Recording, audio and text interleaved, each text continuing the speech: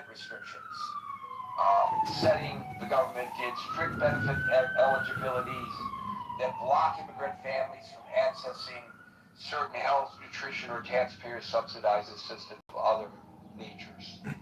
So, I didn't say this to muddy the waters, just to suggest that this administration clearly, and I think it was a big part of his support in getting elected, clearly has people with, I think it's fair to declare them, anti-immigrant policies.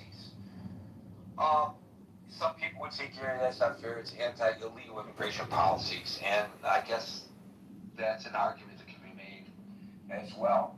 So, two rulings, the asylum seeking at the border and the temporary protected status, which is currently Haitians and Syrians under the TPS program, but undoubtedly, now that the Supreme Court is thusly ruled, will be expanded to others who the administration declares to be from undesirable nations. And we know from the president's rhetoric that's a fair characterization.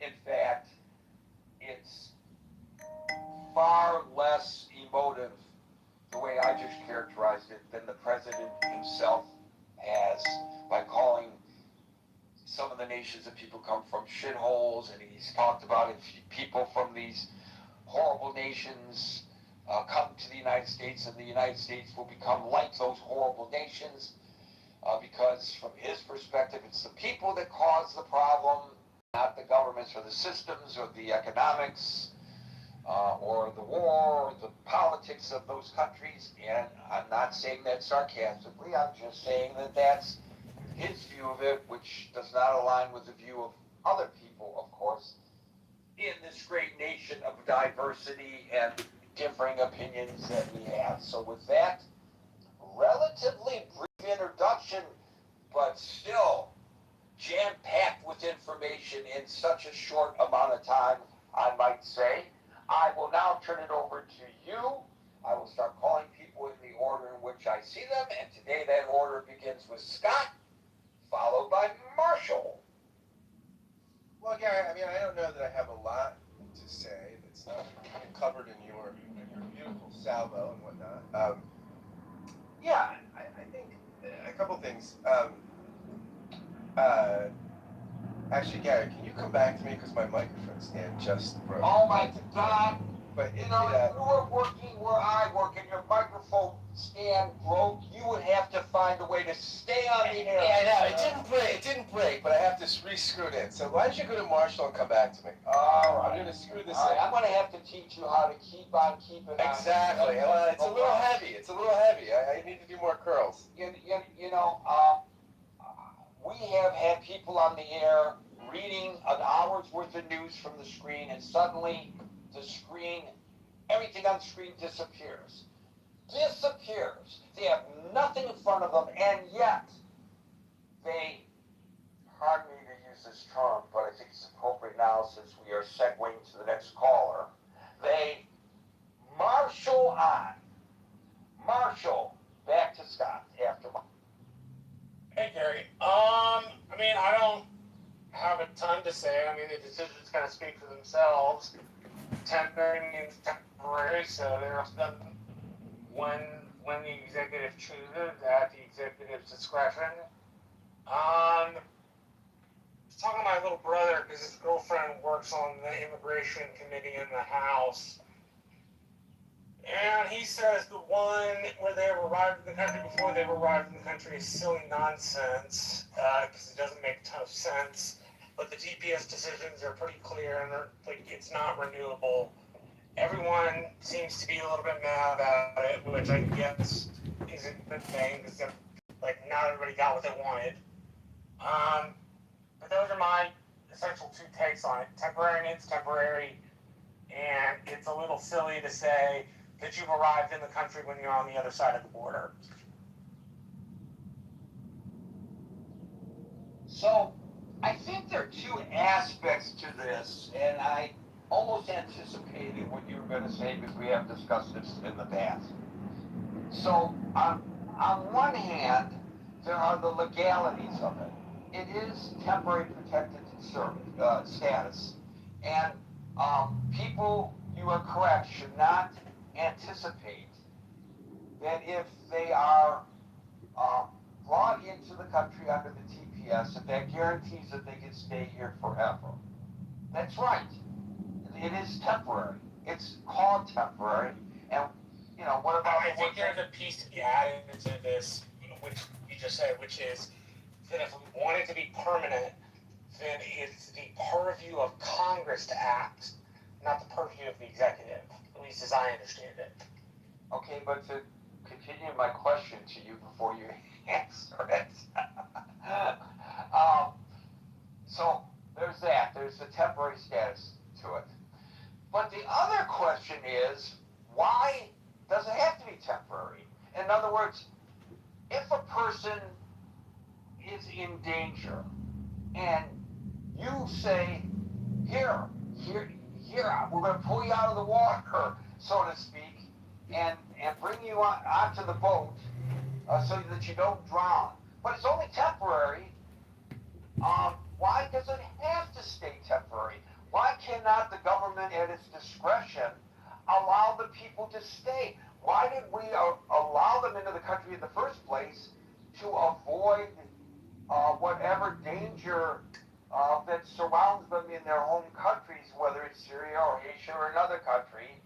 And then the situation in those countries hasn't improved, and then say, well, now you got to go back. So, on the one hand, the law does say that it's temporary, but why can't, I think a lot of people feel this, why can't we just allow them to stay? A lot of these folks are in the country, they participate in the country. Okay, some of them eat dogs in Ohio. I'm saying that obviously facetiously. The people in that town say that the Haitians in that community are welcome. They're not degrading the community, they enhance the community. If that's the case, they're not a problem, but they're an enhancement to our society. Why would we logically, notwithstanding, of course, what the law says and the right to send them back, but why would we send them back? So two answers. One is my parliamentarian answer. I've been a parliamentarian in my local Republican group for a very long time. Most normal way of parliamentarians are people like enforce meeting rules. We make sure people don't throw chairs at each other for a really simple explanation in meetings. That it doesn't get to a screaming FU match. That's not what the rules say. That's just not what the rules say. The rule says temporary. If we want it to be permanent, Congress needs to make a rule. Until Congress makes a rule, it's temporary and at the discretion of the executive. And if the executive grows a wild hair up there behind, they have that right. If we want it to be permanent as a country, we need to make it permanent. We need to not take a law that was meant to be temporary and turn it into something permanent, because that's never what it was meant to be. The other piece to this, which is I think a little less important, is essentially, hold on a second. So temporary, right? And you can't do much about that. And if we want to change the rules, we need to change the law. The law is what allows us to do that. The other piece to this is, at least I think, if I can remember it correctly, oh gosh. No, the second piece must not have been important. The first piece is the most important piece. The rules don't say that. And the discretion is not meant to do that. The discretion is meant to provide temporary injunctive relief. It's never been meant to provide permanent injunctive relief. And if we want our laws to say that, then we need to make our laws say that. Up until that point, it is temporary and it remains temporary. And it doesn't matter what we feel about these people. It doesn't matter how much I like them. Doesn't matter how much I want them to stay. All that matters is that it reads temporary. And so the executive, at their discretion, can revoke it whenever they want. And if we don't want the executive to have that discretion, then we need to pass a new law that makes it so that we cannot revoke the status. Up until then, they are subject to the whims of the executive, which is exactly why we should be making laws through Congress, not through the executive. Because at the executive's discretion, it's up to the whim of whoever is president. And we don't want things up to the whim of the executive. We want things to be predictable. Makes sense. I think that's the most pertinent answer to your question. And that's my parliamentarian hat on. The rules don't say what we want them to say, and we can't refix them to make them say that, because they don't. A plain reading of the statute means that it is only ever temporary. So yes, we did put you under the boat from drowning, but we are going to chunk you off again until we have a law that says we're not going to. Up until that point, you get to catch your breath, and then we chunk you back in. Oh, that's the other thing. My dad said this on the radio one time. If we are to allow the idea that one is in danger because of gang violence, even if it's sponsored by American Drug Demand, collapsed society, a food insecurity issue, a gang issue, well, that's the majority of the third world. That's not a good enough rationale to let people into the country. It just isn't. So the second one is an opinion. The first one is a judgment based on what the rules say. I think the first one is the most important one. The rules don't say what we want them to say. As a consequence, we have to follow the rules the way they say. I'll give you an example. Minors under Section 1823 of the United States Code for illegal immigration are not granted any sort of, hey, you're a minor, you can't make a decision. What the law says is if you come in violation of immigration law, you are subject to deportation, period. So as much as I want to protect those minors, as much as those minors would never be judged on their own in the United States court, that's not what the law actually says. And we are a nation of rules and laws, and that means we have to follow our rules and laws even when they're inconvenient, even when they throw people back into water full of sharks, because we didn't bother to pass the right rules to fix that problem in the first place. And if we are worried about this because of what it means for these people, then we need to be mad at Congress, not the executive. Let me try asking this another way based on your response, and then we'll move on to the next caller. If the law now, as you just described it, leaves it to the discretion of the executive whether to send people back or not. Let me fix Scott's microphone here. Then why is it necessary for the executive using his discretionary power to send them back? In other words, couldn't he decide, use his discretionary power to not send him back and still be in compliance with the law? The question is, why is it so important to send these people back into harm's way? Why? Because the law reads temporary. The law doesn't read permanent. It doesn't read, okay, we bring them in on a temporary status, and then I feel really bad for them, and then I think they're going to be killed if I send them back to their home country. That's not what the rules read. The rules read that it's temporary. And until we change the rules, we have to abide by the rules. Period. Not like, I hate to be that harsh, but that's a parliamentarian's answer to the problem. The answer in a parliamentary setting is the rules say what they say. If you don't like what the rules say, change the rules. But up to the point the rules are changed, you must abide by them, period. It doesn't matter whether you like it or not. It doesn't matter whether you feel bad for the people. It doesn't even matter whether they'll die. All that matters is that it reads temporary, and it reads at the discretion. That's what matters. We can't take a law that was intended by Congress in its writing to only ever be meant for temporary injunctive relief and make it permanent because if we send them back, they'll die. Again, if we take people from the taking most people from the third world because that's the status of the third world. It's unsafe, it's filled with gangs, it's filled with drug demand, it's filled with violence, it's filled with poverty and food insecurity. And as much as I, as a Christian, feel bad for that, the rules answer is the rules say what they say. And you can't change that no matter what you feel in your heart.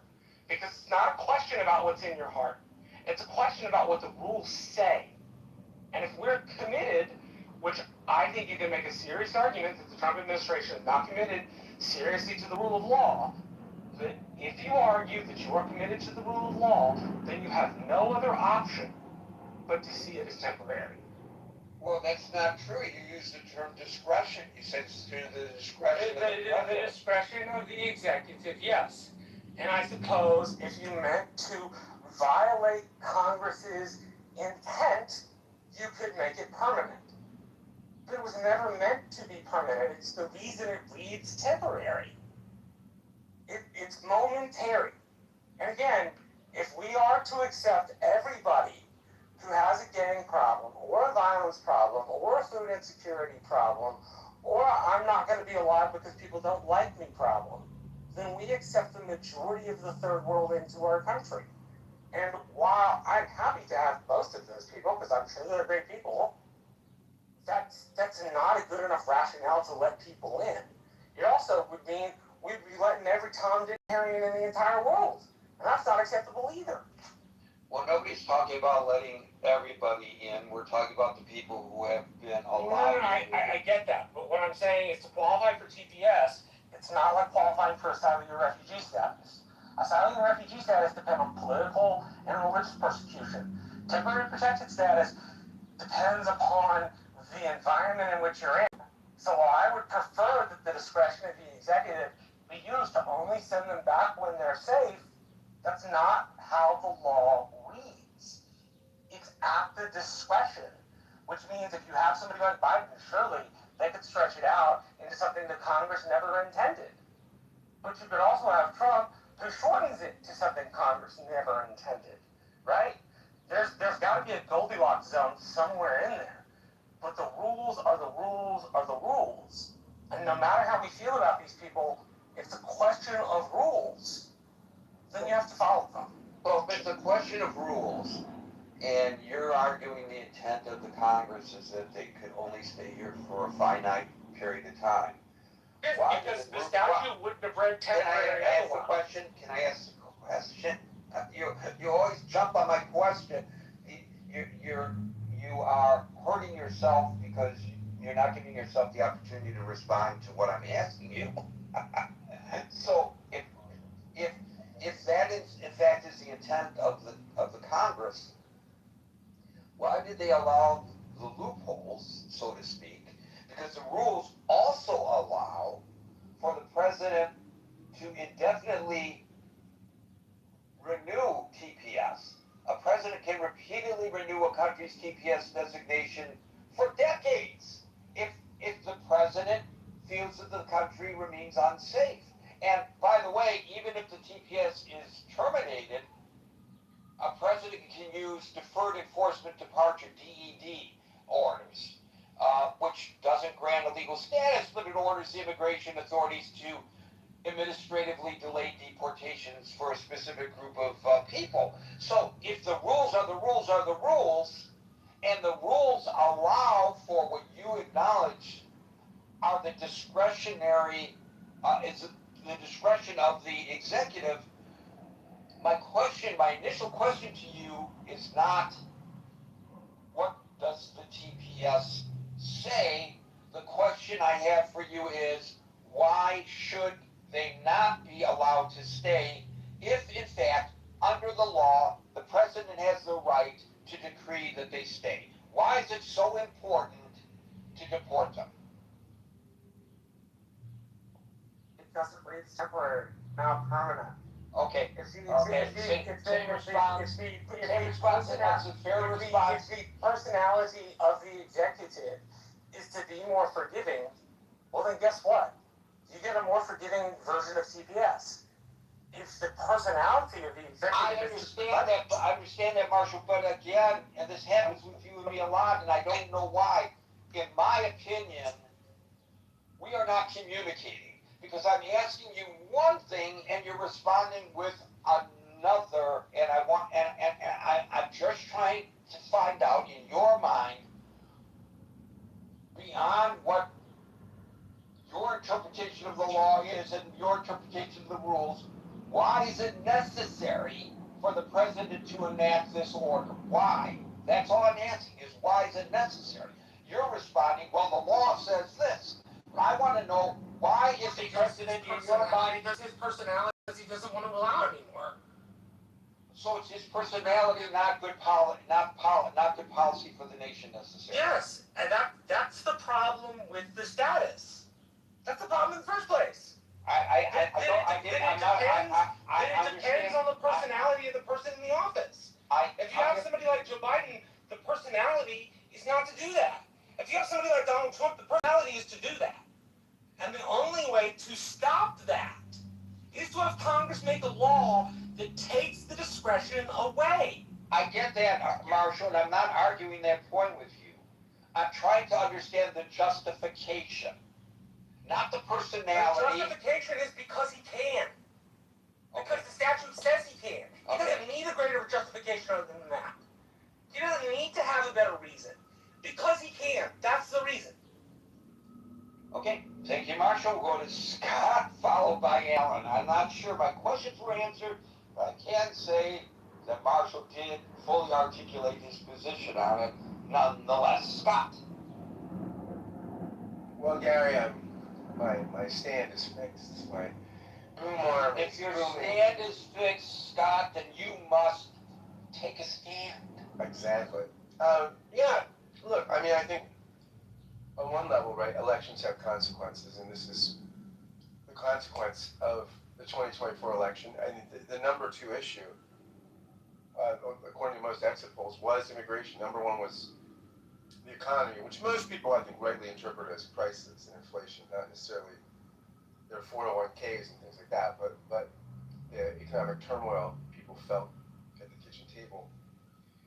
Yeah, so I think, I mean, largely, I mean, I don't know that I have, I mean, that was an interesting exchange you and Marshall had. It's interesting that in the past, this idea that of a rival, right, is interesting, right? I think Alito said that if someone's at your front door, they haven't entered your home, right? And so this understanding of what a rival in the country means, and you know, Trump took this idea that of arriving quite literally, with the idea that if you're at a point of entry on the other side of the border, that's not arriving in. You know, Obama and Biden, by the way, those administrations also stopped asylum seekers at points, but not to this degree that Trump is. And they read the law with a little more flexibility, it seems. So here's a Washington Post article I just wanted to read from for a second. I'm trying to figure out who wrote this. Let me look at who wrote this. This is by this is written by Amber Phillips. This is her analysis. And Amber Phillips said that a group of migrants suing say they had a right to apply for asylum even if they were blocked by border agents from physically reaching U.S. soil. The conservatives on the court agreed with the Trump administration's literal reading of the law, while the liberals dissented, saying it ignores the history and context of the country's asylum laws, which were set up in the wake of the United States turning away some Jewish migrants escaping the Holocaust. The majority had strong arguments in terms of the plain meaning of the law, said Amanda Frost, an immigration law expert at the University of Virginia School of Law. But the dissent said, well, yeah, but look at history. Look at all the context of why we grant asylum, and those are strong arguments, too. That's, I think, what it gets down to on some level, right?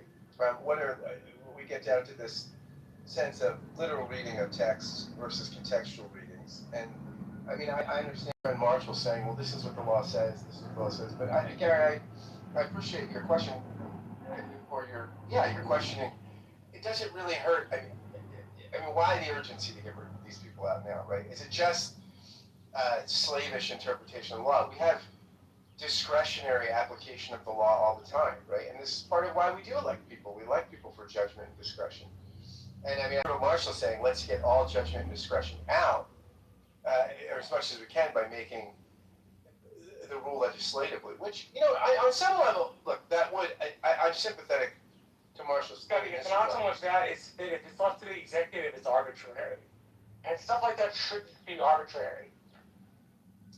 Yeah, well, I think on one level, I am sympathetic in that. I think one of the problems we have currently with the anemic nature of the legislative branch is that we do govern by. I mean, we're governed largely by courts and executive orders, and then what happens is, of course, what's the first thing now every 4 years that happens? And the first day of the term, of course, we see the president undoing all these executive orders, signing new ones and undoing executive orders, right? That's the big thing on day one of the administration, and that's probably excessive.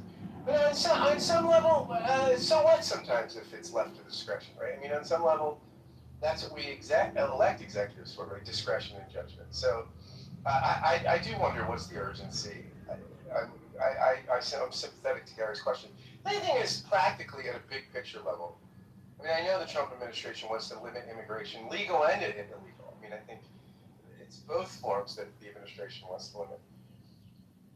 What will we do economically? There's only one country in the West that has a replacement birth rate.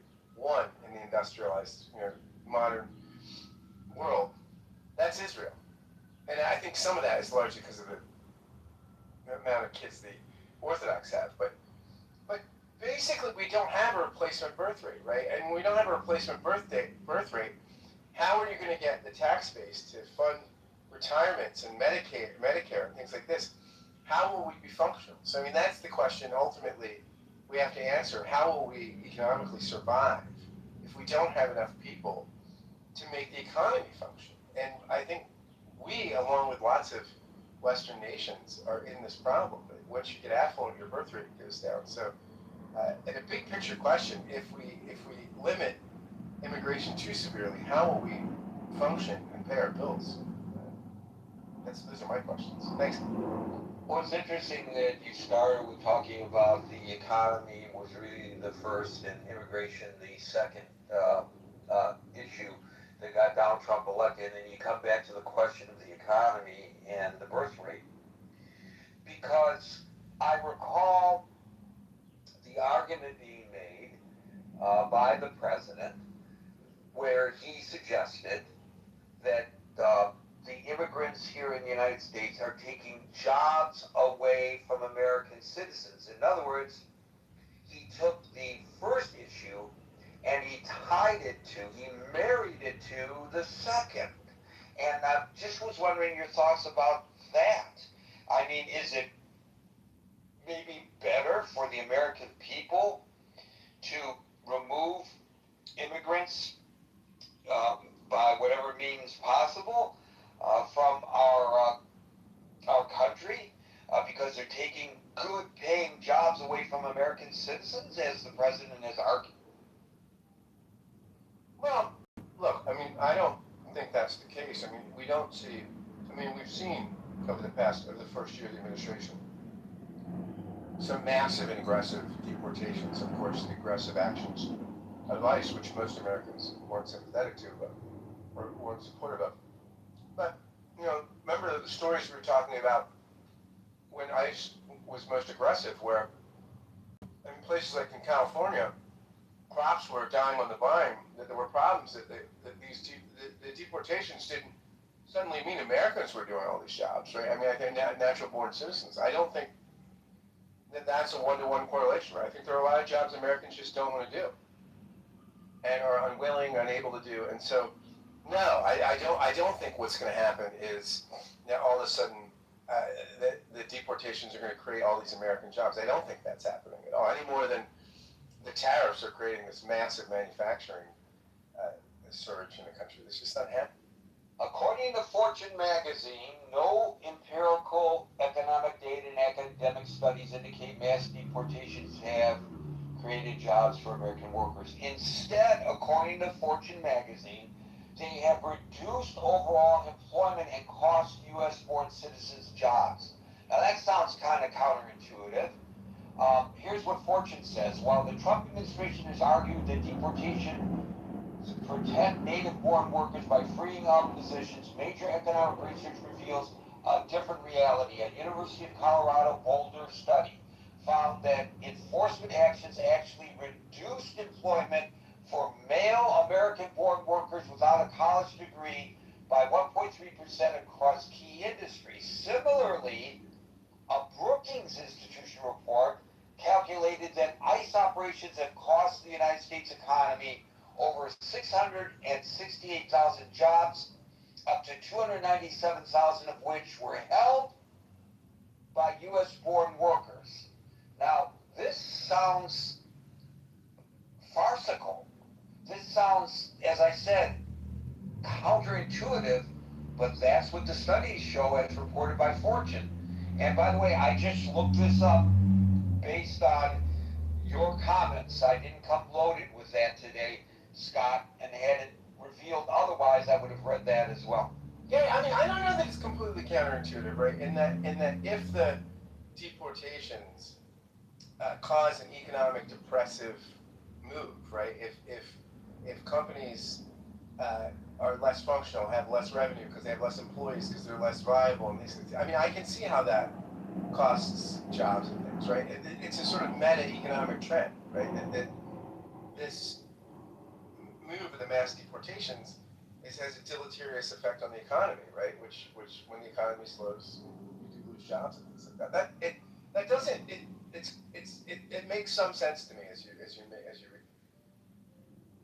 Thank you, Scott. Let's go to Alan, followed by Steve. Which Alan? Me, Gary? If your name is Alan. Well, last time I was confused because I couldn't see this app. It's not cooperating. I wasn't seeing the other Alan, so I jumped on the mic. Well, I'm an immigrant. Maybe you guys not going to want to hear my point of view because immigration totally changed. This is not the way it used to be. Maybe we have too many laws, so I don't know how it is, but I'll pass it on to you. Your wish came true, Gary. Because I heard the ding of the door, and as I always say, Alan, as much as we appreciate your contributions, we want you to be able to be successful in business, and that comes first. Folks, as I move on to Steve and followed by William, you will note there are no other hands up. This is going to be an extremely short gathering unless more people raise their hands. And I really thought that more people would have something to say about this one, frankly. Steve, followed by... Hey, Gary, how's it going? I am good. How are things in West Virginia? Well, they're all right. I'm recovering from surgery, so... Oh, I'm sorry good to hear that. I hope you're well now. Yeah, I had it done yesterday, but everything seems to be progressing pretty good. See, this is a guy who knows that his contributions to this forum are so important that he gets out of the hospital, and what's the first thing he does? He jumps up on the stage at the Critical Thinking Forum. People can learn from Steve's example. I hope you're well. Oh, dedication. Dedication. Better dedication than death. Well, that's a good way to start. Gary, I think with this issue, I think it's multifaceted, actually.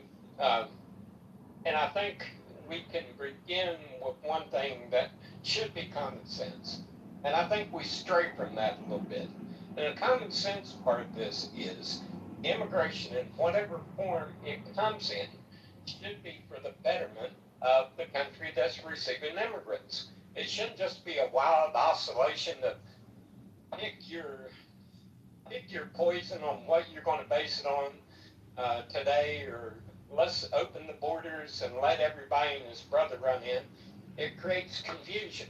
And I think the beginning of the Biden administration can kind of like be correlated what we're seeing now. We had such a uncontrolled influx of people coming in that I think that 2024 was a reaction to that. I think part of Trump's policies are a reaction to that. Now, you know, what Marshall was talking about, I think has validity.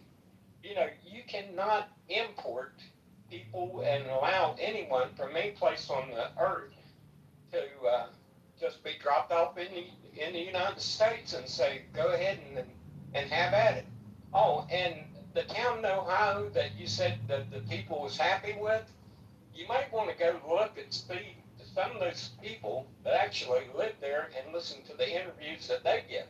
The ones I've seen weren't so happy, Gary, about what was going on in their town.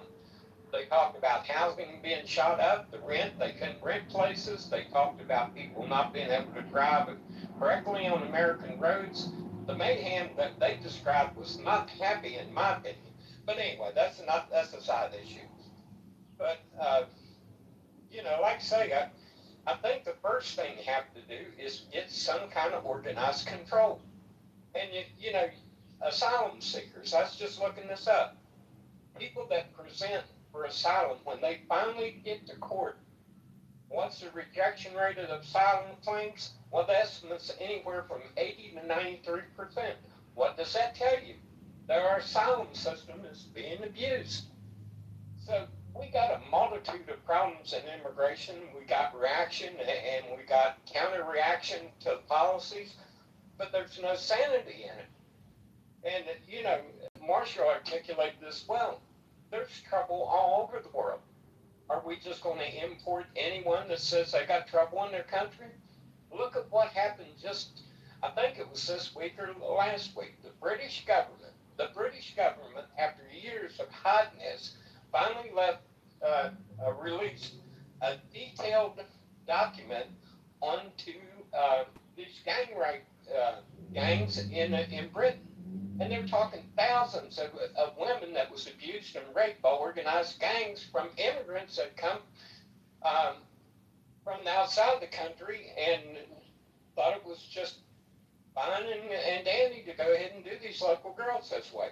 Now, obviously, you had a culture clash there sometime. There had to be. I don't know anyone in our culture or in the British culture thinks it's okay to organize 10 or 12 guys to go out and lure girls in and gang rape them. So there's a multitude of questions that we don't ask ourselves before we delve into this.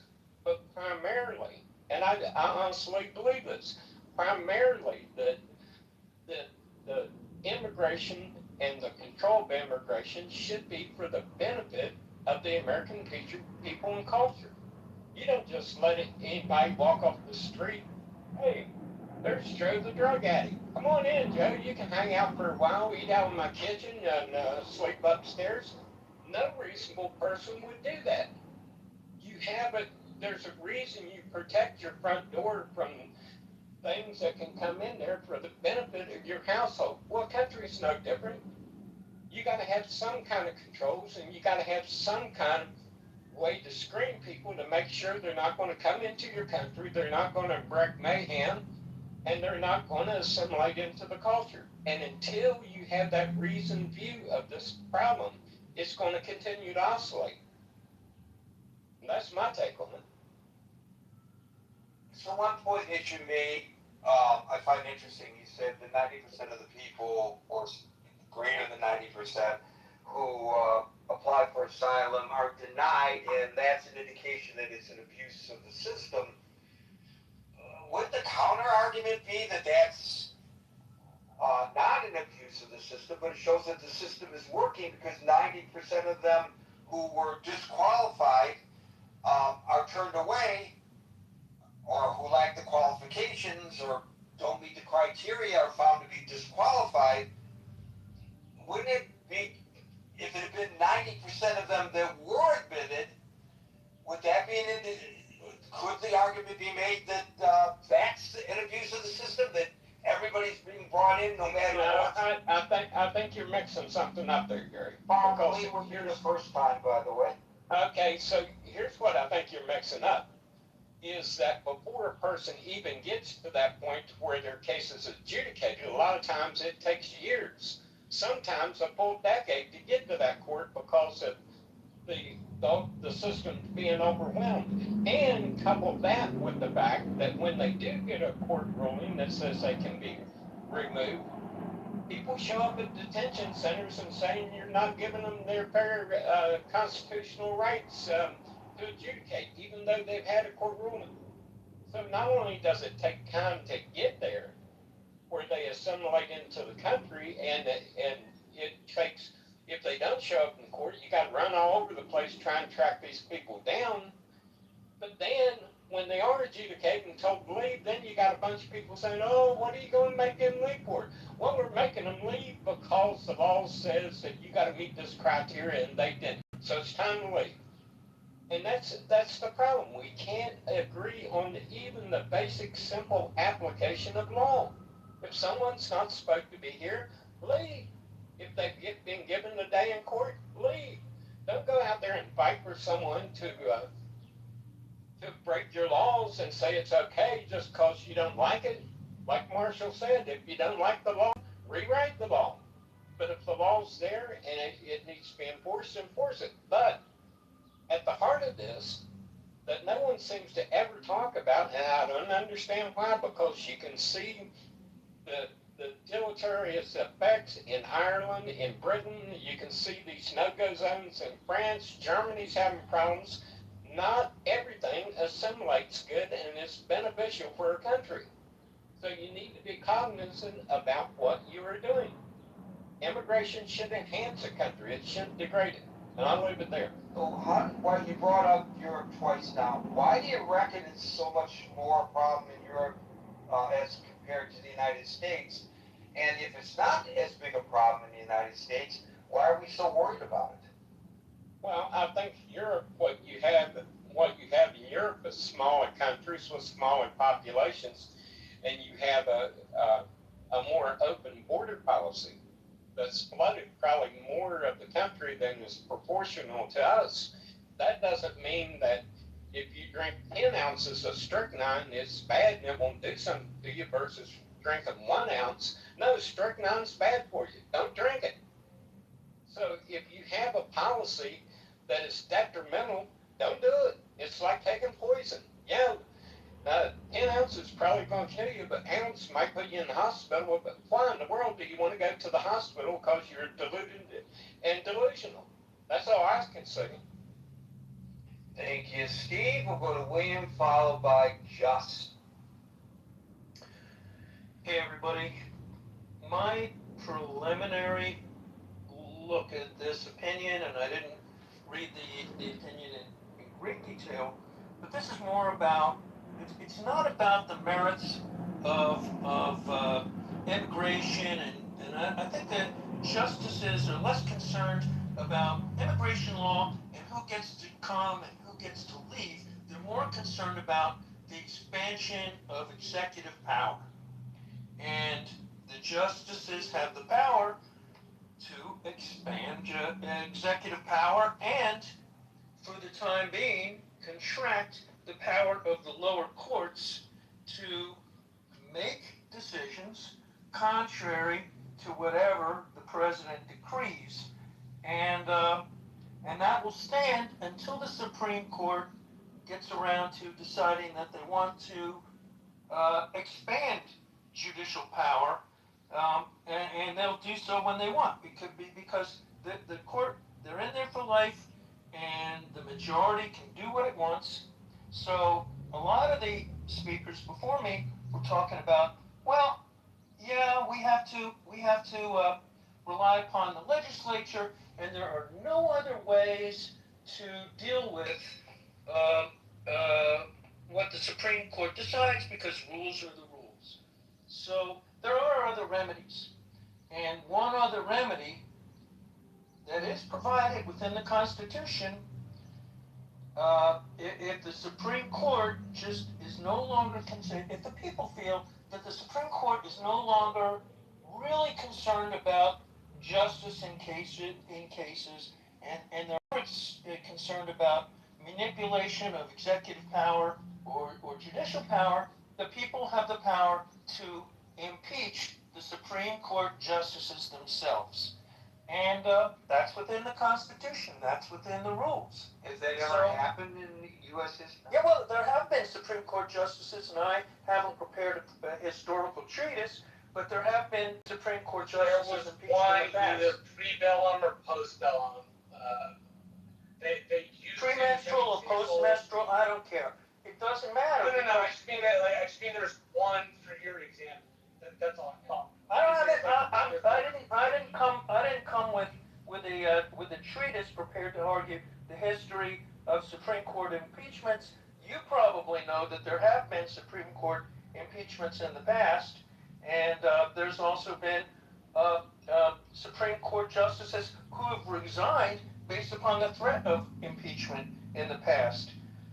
But one of the things that you were arguing was there's no remedy except to wait for a spineless Congress to go ahead and pass laws to fix immigration or fix this or fix that. And maybe if it seems like the Supreme Court is abusing its power or no longer really concerned with administration of justice, maybe there is the one remedy rather than wait for the legislative branch to do anything. But if they're not going to do it, then Why get do around we to it. impeach the Supreme Court from not legislating from the bench? Well, that's what they're doing. That's what they're doing now. All they said was that the president had the discretion, and then it was up to Congress to make the rule. How is that And you different said, than law? and you were arguing, I think that the president lacked the discretion and the courts lacked the discretion, and in fact, the court has the I said discretion the to go. president had the discretion, and the problem in the first place was that it was arbitrary. Yes, and the court itself is. Who was in office. And I'm saying the court itself is arbitrary, and they can rule to say, no, the court has the discretion to rule that temporary protected status was appropriate or inappropriate. The court had that discretion, and maybe the court is being really activist and abusing its discretion, and at the same time, and maybe they're not. You know, they're legally allowed to do whatever they want. Can I request 3 minutes? Sorry. The president, go ahead. But hold on. The president is above the law, so he can do whatever he wants, and anything within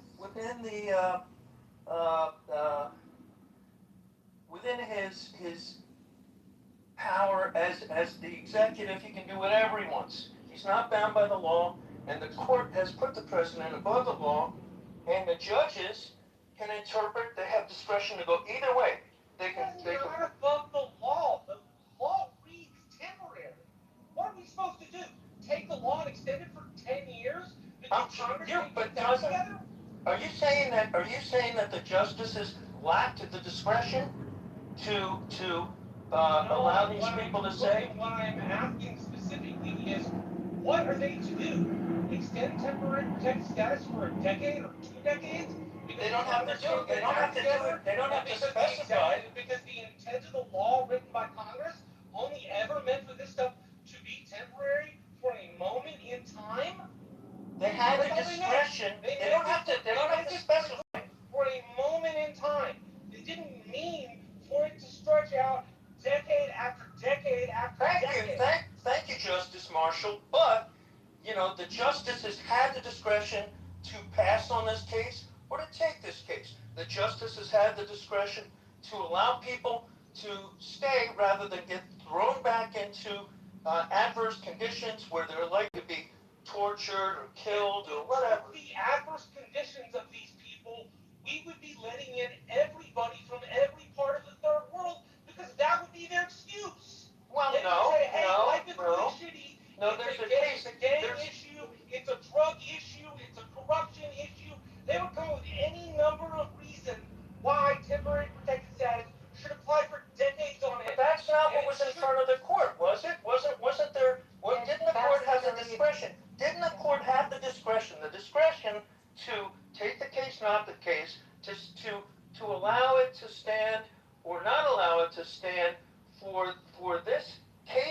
controversy, these particular litigants that were before the court. Yeah, sure, the court had the discretion to do that. They didn't have to make a blanket rule to say, no, the president now has expanded executive power, and the executive powers are now expanded at the expense of both the judiciary, the lower courts, and the expense of the legislature.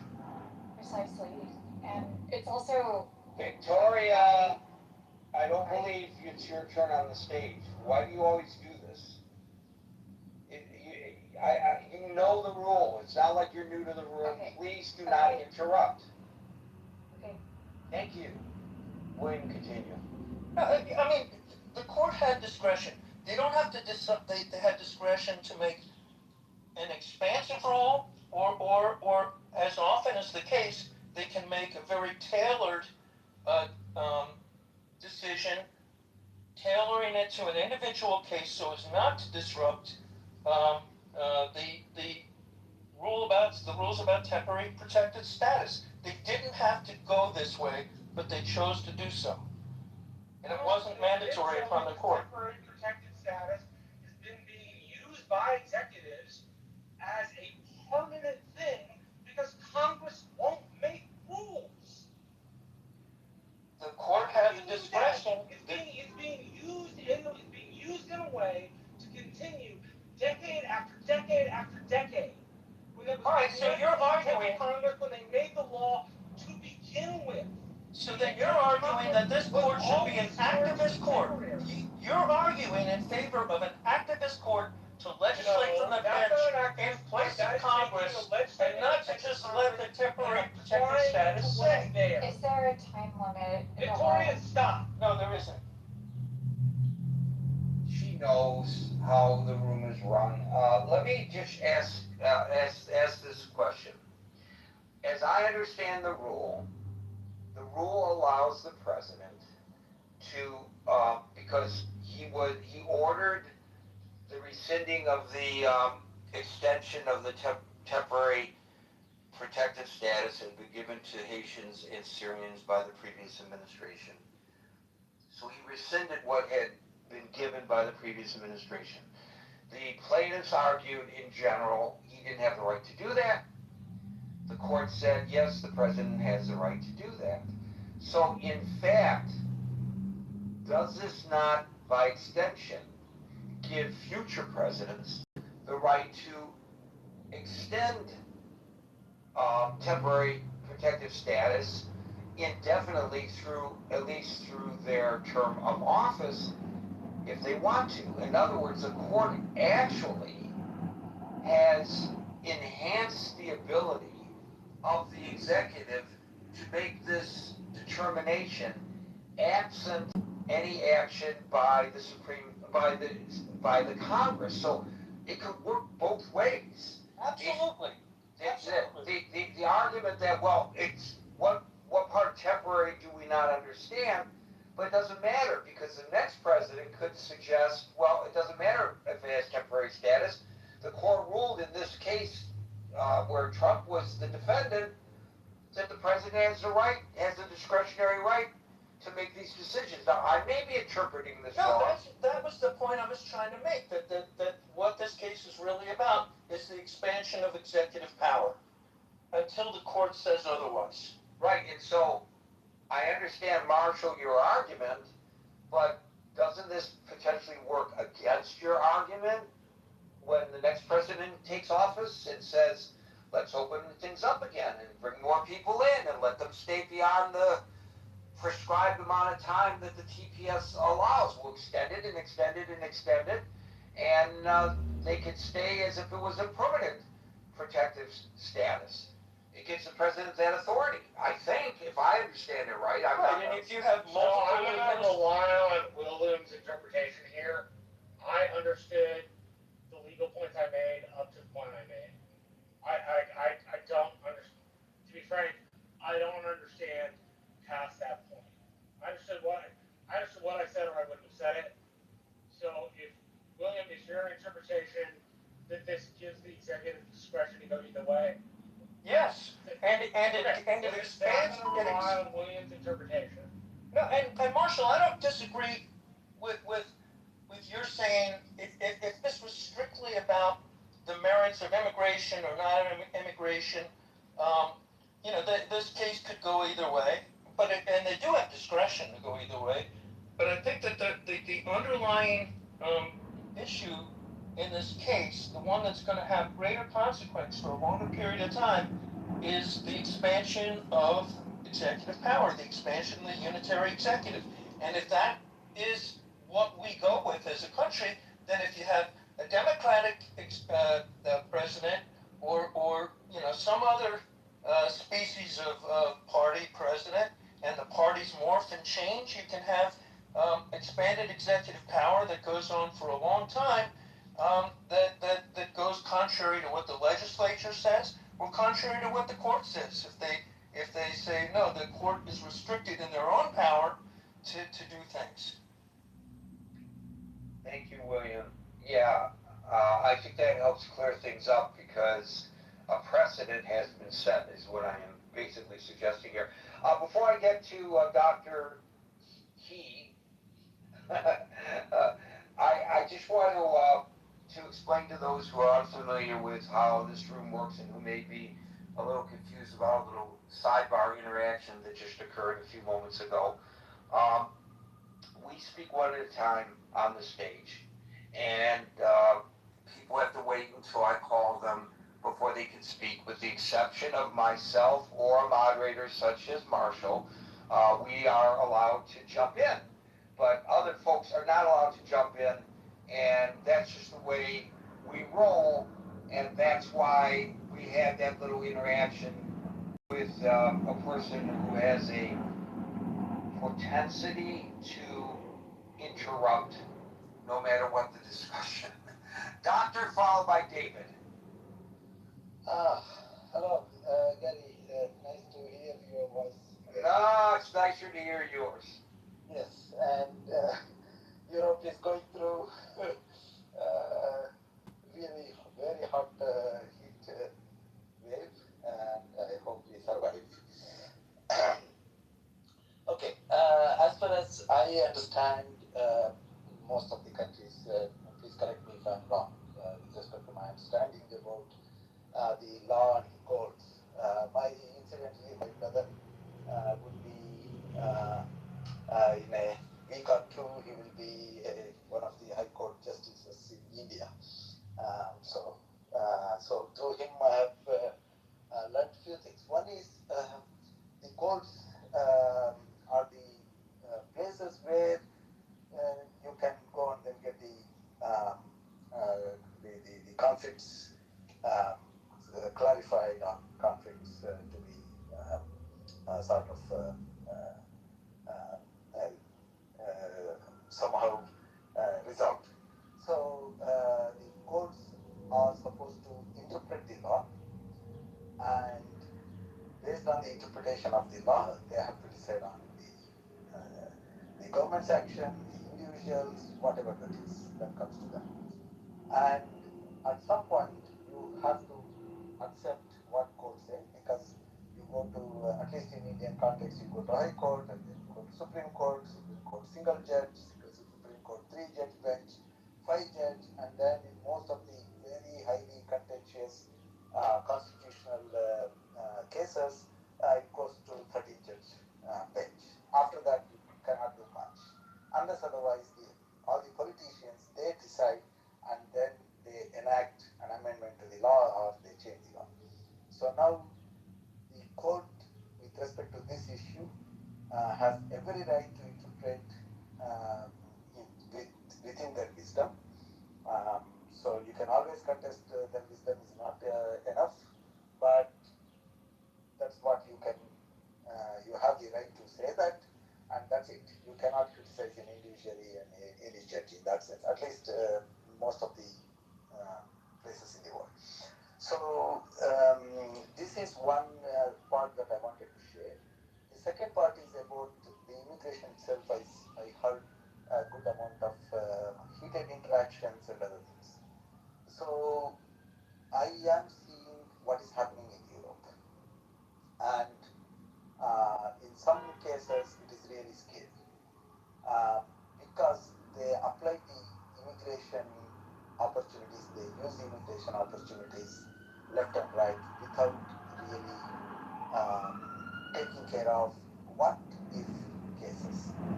So, what if cases is that yes, immigration helps, but if it is controlled, anything in this world, according to me, if things work within a proper boundaries, then things will work well.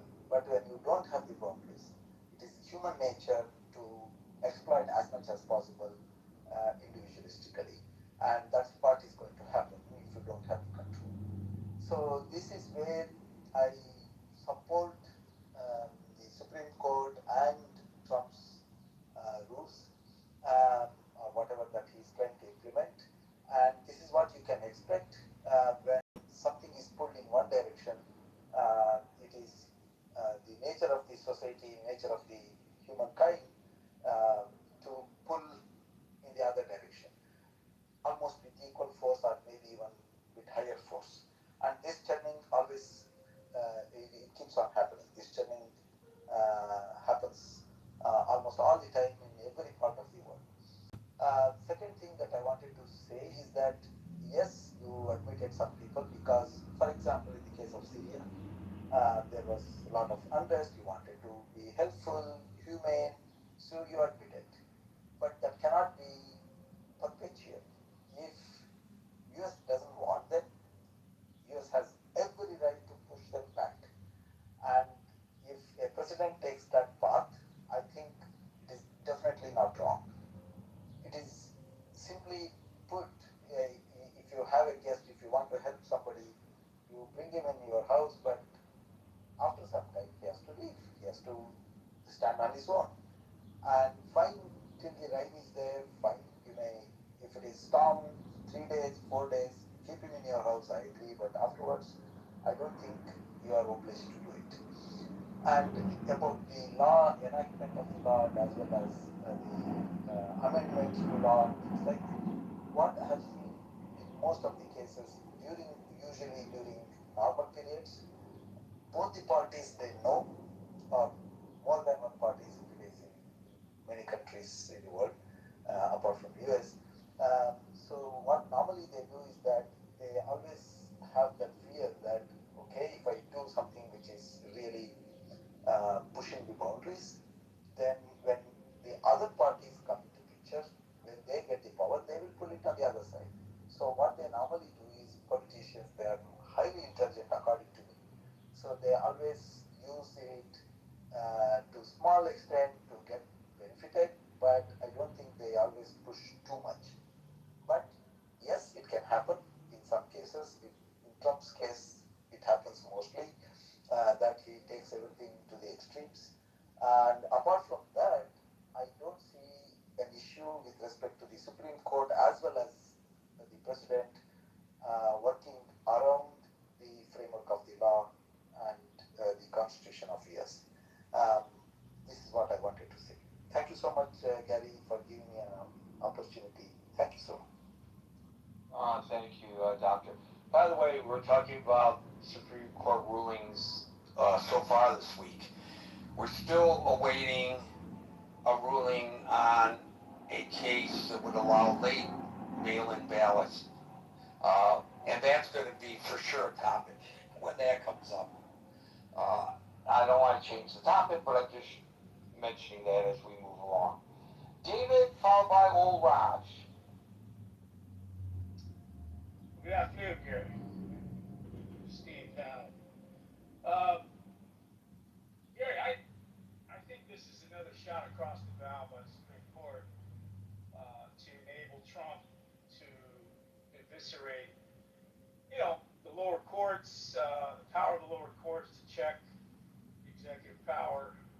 Obviously, it's unfortunate that this decision is coming on the eve of our 250th anniversary as a nation, where many have argued that Trump is going to celebrate this great 250-year, call it, not a bicentennial, but something along those lines. That it's only about his party, his base, the America that he's trying to remake, refashion, dissent by Justice Kagan was inflammatory tropes and racist comments that Trump made about Haitians eating cats and dogs, cooking cats and dogs, sowing the American bloodline along those lines. And how the Supreme Court, the majority of the deciders would, definitely ignored this language as a backdrop to not otherwise color their decision as being seen for what it is to normalize an attempt to kick out people that aren't along the lines of the South Africans that were admitted and allowed and brought in very gracefully and with a welcome mat, right? And with no deadline as to when they might have to leave. So we have these optics theory that are very disturbing as our nation goes towards its 250th anniversary. I think what this also opens up the door for is potential Supreme Court reform. These decisions, they're within their right to rule this way. But are they overreaching? Are they acting as kings in a way that can't be checked? Power that can't be checked. Are they acting as kings, or are they right-leaning and people don't like the fact they're right-leaning? Well, partially. Because the Rehnquist court sided 6-3 with Clinton most of the time, and the Warren court sided with LBJ a whole bunch of the time. So is it truly that we think the Supreme Court's not doing the right thing, or is the Supreme Court is not ruling in the right partisan way? I don't have an answer to that. Just it occurs to me it's a question. But we're allowing 6 justices to use language and interpretation to upend and to throw into chaos this TPS, the temporary protective status, for 1.3 million people who have tried to carve out. David, that's not my point. My point is the argument of expansion of the court is often made by people on the other side of the aisle. So it begs the question, is that suggestion made because people truly care about justice and they truly care about the court being fair? Or is it being made because the court is deciding things the left-hand side of the aisle doesn't like? Noting that in the Warren court, they sided with Carter and they sided with LBJ the vast majority of the time.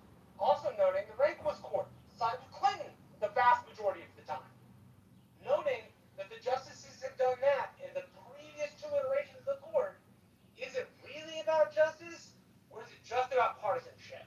I think Marshall makes an excellent point because I am old enough to recall during the Clinton administration the complaints, and I can recollect some of the complaints during the Warren court as well, that the court had been politicized, and there were a lot of complaints about that they were voting or deciding along partisan political lines or ideological lines. But back then, the complaints were coming from the conservatives, and the liberals were quiet.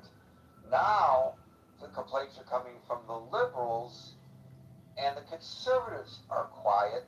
So I think there is at least a perception that presidents tend to appoint justices who are going to rule generally favorably to their political ideology, and that their voting record will transcend their time in the Oval Office.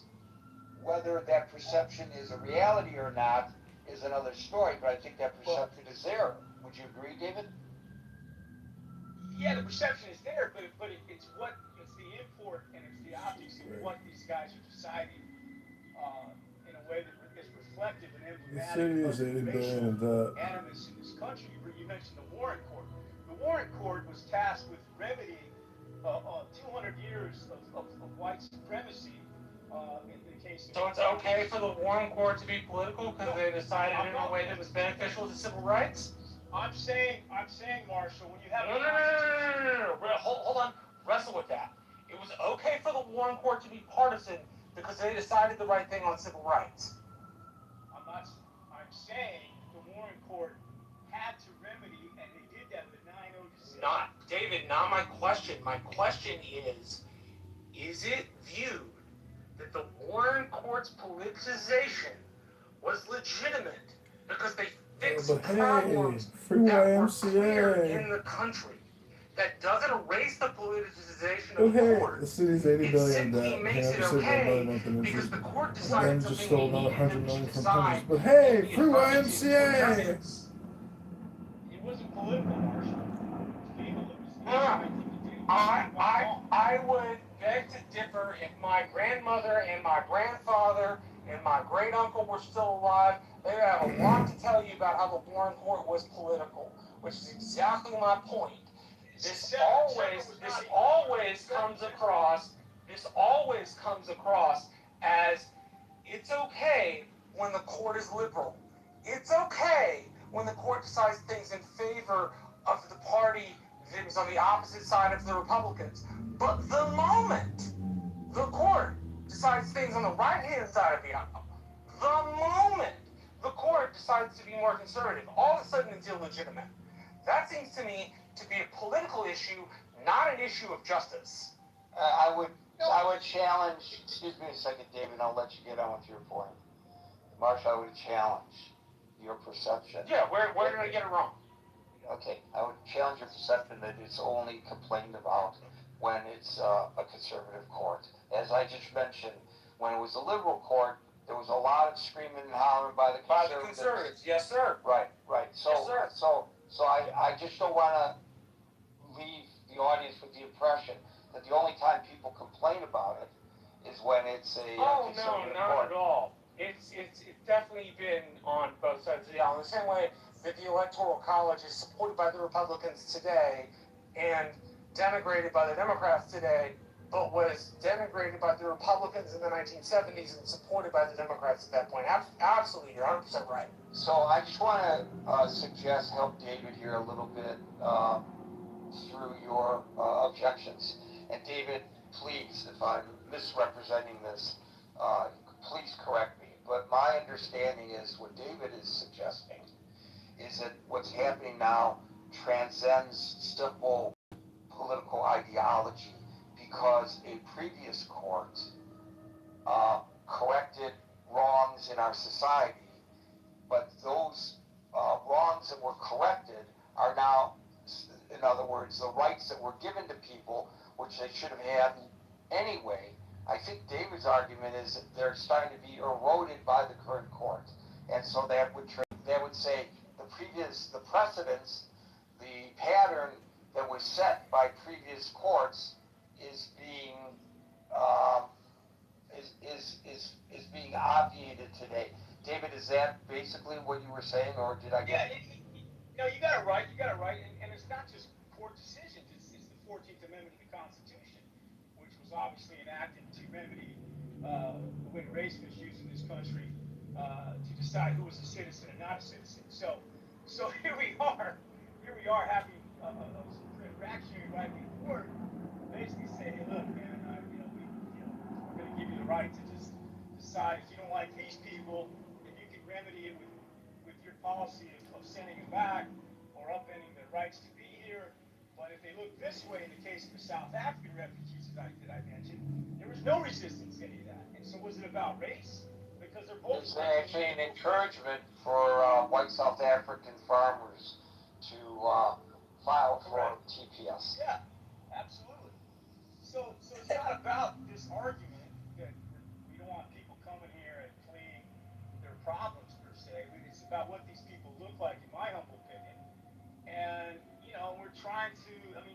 You just take the ICE policy, take every policy that's been enacted, take the dismantling and the gutting of DEI, affirmative action, the way Hegseth has gone in and he's redlined his own promotions and taken down,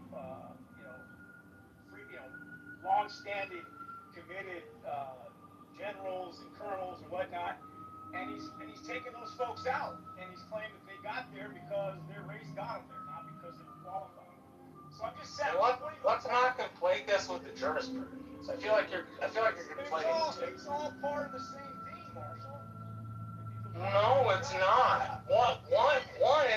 One is Hexet being a jackass and a racist. The other is the court's legal rationale, which is entirely different than what you and I think of Hexet. I agree. I think Hexet is terrible. I think Hexet shouldn't be in office. I think what he's doing to the military is wrong. It smacks to me of Woodrow Wilson resegregating the federal service. But is that what the jurisprudence actually says? Because if it's not, then that's not the point of the case. The point of the case is what the jurisprudence says. I think, if what you mean is, and this is, I think, the strongest point on your side, if TPS was meant to throw out the Haitians and the Syrians, but not the white South Africans, then there's obviously a legal issue. And that I agree with, 100%. The fact that the white South Africans were given TPS and it wasn't condemned in the same way that the Syrian or Haitian TPS was condemned is absolutely wrong and is a legal issue. It goes But beyond academic. as a matter of what the court says, we have to deal with what they say, not what we wish them to say, I think. So, it's actually beyond not condemning, it's encouraging. Remember, this administration has a policy of discouraging Haitians from being in the United States, and a policy I couldn't think of the right word. Yeah, and the policy of encouraging white South Africans from coming to the United States. And I think this is probably the genesis of David's discomfort. Well, it's that, and it's obviously,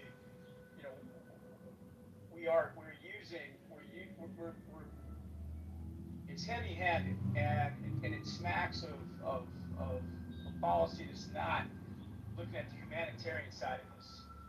Okay, there's an easier way, not an easier way, but there's a better way to address this rather than throwing 1.3 million people into legal limbo from countries. I mean, I don't know how many of you have been to Haiti or not, but I haven't been there either, but I have a buddy that did 10 medical missions to Haiti, and he's risked his life many times to go over there.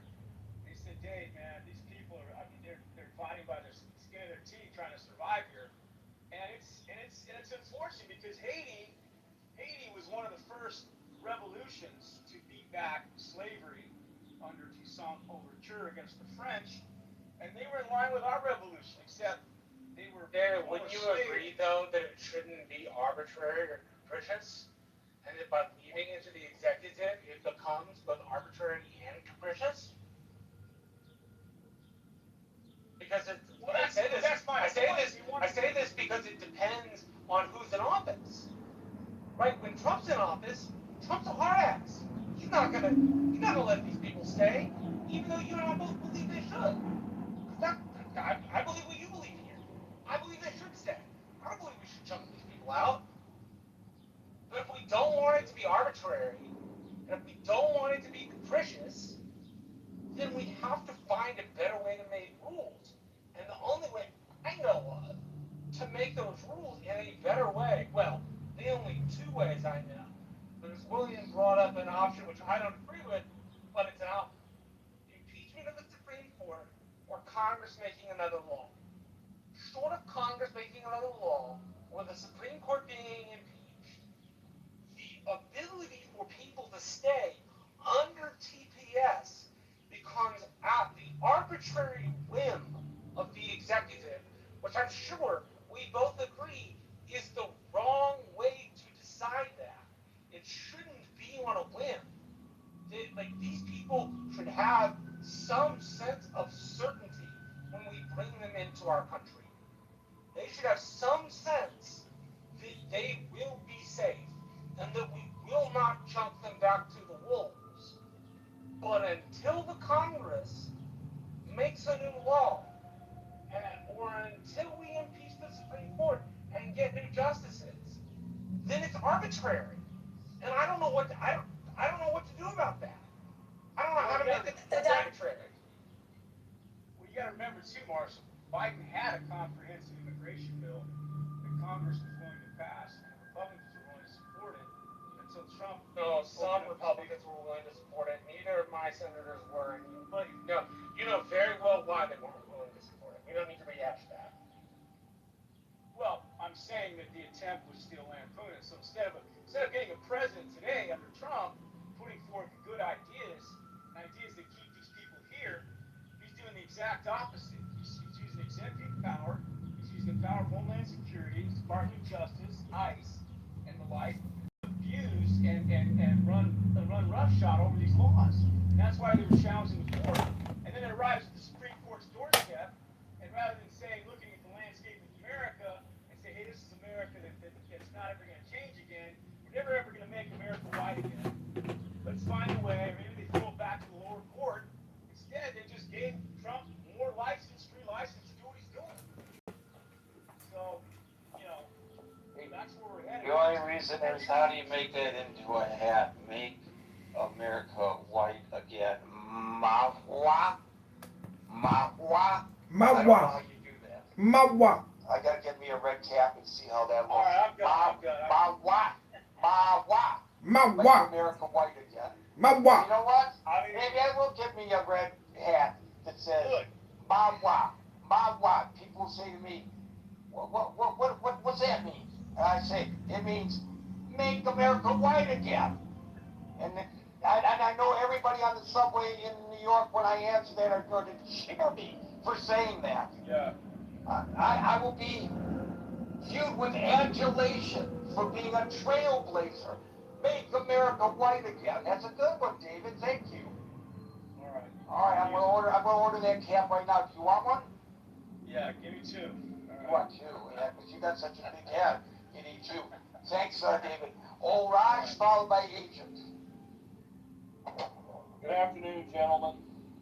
Interesting topic as always. I have a question that I really want to focus on. What's the next step? Are we going to go door to door and remove this million plus people? Is this going to be our government going again with masks and helmets and batons and just beating the crap out of Haitians to get them out of here? And if you're a Haitian, are you going to accept this, or are you going to say, shoot me? I'm not going back. Or do they go completely underground? I want to know, what are the logistics of the next step? Well, I certainly hope the logistics of the next step involve a lot of shoe leather. In other words, that they would investigate and find those individuals who have overstayed, do proper investigation, find out where they are, get warrants to enter the property, and properly detain them, just like you and I enjoy protections under the Fourth and Fifth Amendments, the Fourth Amendment in particular in this case. Rather than, oh, there are a bunch of Haitians having a barbecue, hopefully they're not barbecuing dogs, obviously, and let's go just round them all up and sort it out later. Now, that sounds extreme and nonsensical, but that's exactly what they were doing earlier, and they may still be doing in some parts of this country. They certainly did it in MacArthur Park in Los Angeles. They certainly did it in Minneapolis and St. Paul. They just grab people because they look like they might be somebody in the group that ought to be targeted, no matter even if they were U.S. citizens. You raise a very important point about civil liberties. And of course the court did not address that specifically, but geez, I wish it would.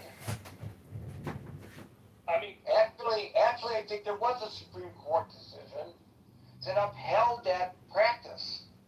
I have to look that up, but I'm pretty sure, Raj, there was a Supreme Court decision that upheld that practice that you're finding so concerning.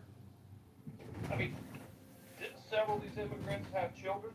Now, how are you going to deal with those? Is this another Well, document? now there's another interesting point. So to my earlier discussion with Marshall, and my question was, well, why? Why send them back? So if a person comes in the United States under TPS and they have little ones, who I guess, even though they're trying to get rid of the birthright, right now are U.S. citizens, but they want to get rid of that too, this administration. Don't we have? What's your choice? Are you gonna separate the children from the parent? Or are you gonna force the child back into the cesspool that Haiti presents? Let's not forget that Haiti, at least the capital for sure, is not run by the government. It's run by the gangs. It's on a block by block basis. Okay, temporary. It's temporary. What don't you understand about temporary? Good point. Are you going to send children back there because, well, that's what the law allows? And, sorry, but that's what the law says? That's a really good question, Raj. This is where I wish that asylee and refugee status made an allowance for drug violence sponsored by American drug demand. I don't think you could do it for all drug violence, but Central and South America and Haiti certainly, they are recipients of American money for drugs. And we bear some moral culpability for the environment that has been formed. And if we could change our laws to reflect that, I think that would be very, very just. Because it is American drug demand that drives this instability.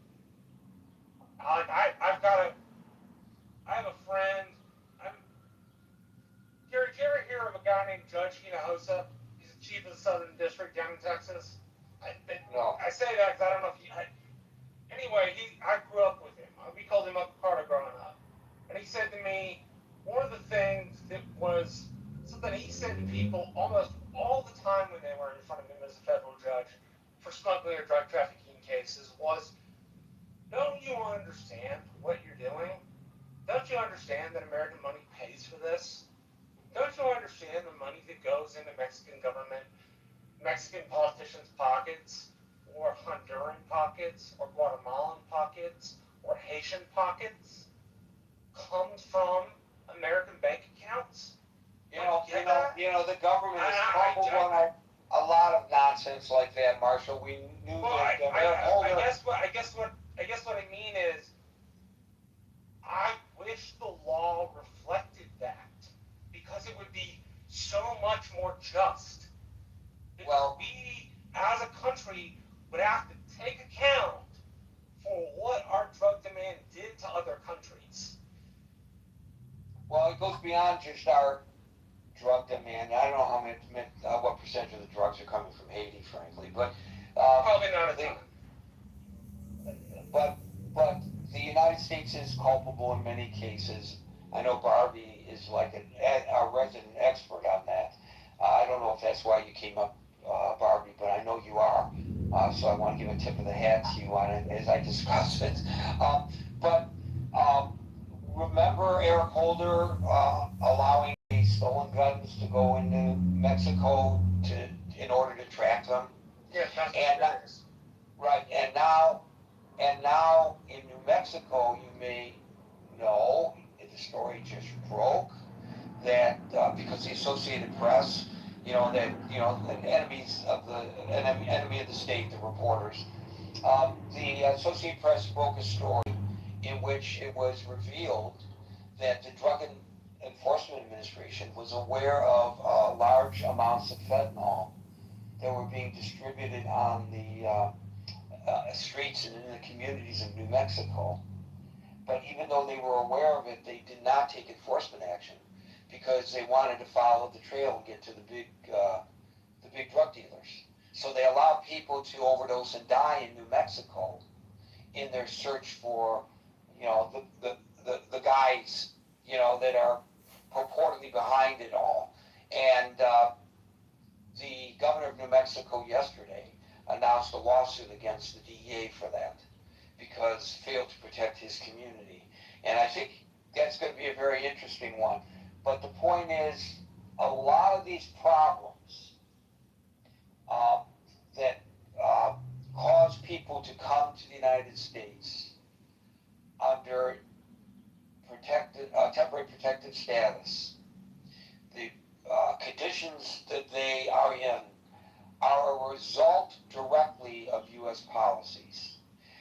The regimes that we prop up for whatever moment of convenience that we have, the way we look aside and don't pay attention to the treatments of the people. Look at how before he became our enemy, and the reason he became our enemy had nothing to do with really anything that happened there. It was an excuse. Saddam Hussein. Shouldn't we be culpable for that? We are. I know we're not legal. I know we're not legal, right? Not legal. You're underwater. You're underwater, Marshall. You're underwater. But so many, look at Noriega. He was our guy until he wasn't. There's so many in recent history. And then when the people from these countries seek temporary protective status, we say, well, you're allowed in here temporarily, but we're going to send you back, and that's your problem. We have no culpability in what's happening in your country. I don't know. A lot of people are big on borders and how important it is for us to maintain our way of life and not allow people from other places to have influence on how we operate, and I think there's substance to that. I think of John Lennon's song Imagine as well, though, and I know this is utopic and unrealistic, but imagine if we were one community of human beings, if the borders didn't matter, if the governments didn't matter, and we were as concerned about our fellow human beings in Haiti as we are about our fellow human beings in Texas or in New York. Just imagine if that were the case. Would we be better off? Maybe not, because that would presuppose no borders, etc., etc. Or maybe it just presupposes an attitude change. I don't know. Not the topic of the room, but I think it's kind of related. Raj, did you have more? Yeah, one quick one and I'll pass. Don't we have a DACA case coming up this cycle too? Yes, we do. So that could be a large part of this as well. Yeah. There. I think we're going to be discussing Supreme Court decisions over the next several days. I think Monday will be the next day that they come. Monday they should dump the birthright and a couple of other things. The voting thing too. So. Yeah, because they're gonna they'll go on break in July, recess in July. So I think July 1st or 2nd they're in recess. Do they get as much time off as members of Congress? Because I've been trying to get a job as a congressman just for one term, so that I could get some kind of Chinese government honeypot to try to influence the game. You should have told us. That way we could have used the critical thinking form to get you elected. It'd been a lot of fun. Right. We'd have gotten you the member from New Jersey. But I just saw an analysis that they spend as much time off the job as they do on the job. So I just was wondering whether the Supremes get to do that too. In all of my adult life, and of course as all of my non-adult life during my schooling, I never got time off like these guys do. So they get off in July. That's great. I wish I had a job like that. Thank you, Marshall. Thank you, Raj. And we'll go to Agent, followed by Barbie. Wow, Gary, it's great to be here. It's interesting to me just how people get so worked up, I guess, invested in the nuances of immigration policy in the U.S. I can tell you, I think that I've been an immigrant 3 times, 3 different countries in my life, and I've nationalized to one of them. And with all of them, I always came with complete humility and understanding that I could be removed from the country at a moment's notice. I could have all my status canceled and whatever. That they owed me nothing. I was grateful to have the different statuses that I did get.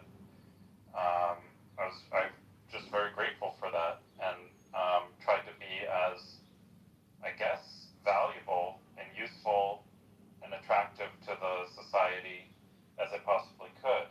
And I understood that the place that I came from, all these things were part of the package, part of the baggage potentially that pluses and minuses that I brought with me, not just who I was and my soul and am I a nice person, but it's the whole thing. And I understood with total humility if, okay, the U.S., there's some policy, this and that. And it did at different times. Another place I wanted to immigrate to, it has been a significant handicap, the fact that I'm a U.S. citizen, in order to get in there. So this is just part of being a person in the world, and it's incredible to me just how worked up Americans get about making sure that people from countries with a lot of problems in some cases, how important it is that they ensure that these people are guaranteed a spot, or that even if they're not legally, they're kind of already here, they're physically present already, therefore, how will we manage to enforce the law? We couldn't possibly enforce the law against them. This would be, we couldn't possibly exercise basic, public services to detain people or deport people or give them the notice even that they have to leave. This would be a war crime. This would be a crime against humanity if you were to serve papers on someone, or if they're in violation of the law to possibly use an officer of the law to enforce that. I mean, I don't know what to say. It just seems to me that the Supreme Court made a pretty, what should be a non-controversial decision, that something, I guess, that had basically in the law implied or otherwise been fall to the executive branch to have some discretion of how many asylum there are, or to basically set their own policy with this. And to, I think, Marshall's point earlier, if we want something different, then you can take the extreme measure of impeaching the court because out of some bizarre claim that they're not doing their job in a good faith way, that they're actually criminals, or they're just incompetent at their job, because they're this. How could so many justices have come up with such an egregious? The level of corruption is that deep that we have to impeach them, or that just Congress, if it's so important that people not be allowed to, or that everyone be allowed in, and so on and so forth, that the people, the actual legislatures who make the laws and so forth, could bring about such laws that, as it is under their purview, what the immigration policy, what the parameters around that are, they actually make the laws, they can change the laws. But instead, we can just talk about, how evil Trump is, or how evil the Supreme Court, how racist everybody is who lives in the country, that, someone would make policy that certain countries maybe are a little bit down the rankings compared to others as far as and maybe have to go through a bit more due diligence, or have some other hurdles in order to be granted status. I mean, I don't know what to tell people, Garrett. I do think people should travel more, and I think they should actually, it would be good for them to try or having these concerns, and just see what the world is actually like once they leave their political bubbles that they've become so attached to. I'm immigrating to China because life is so much better there. It's great, actually. I really like China. That's what I hear, actually, that they actually have some cities that they just built that were from ground up, total technology based cities. It's smart cities, I guess they call them. And there's one about, I guess, 100 miles outside of Beijing that I really want to visit.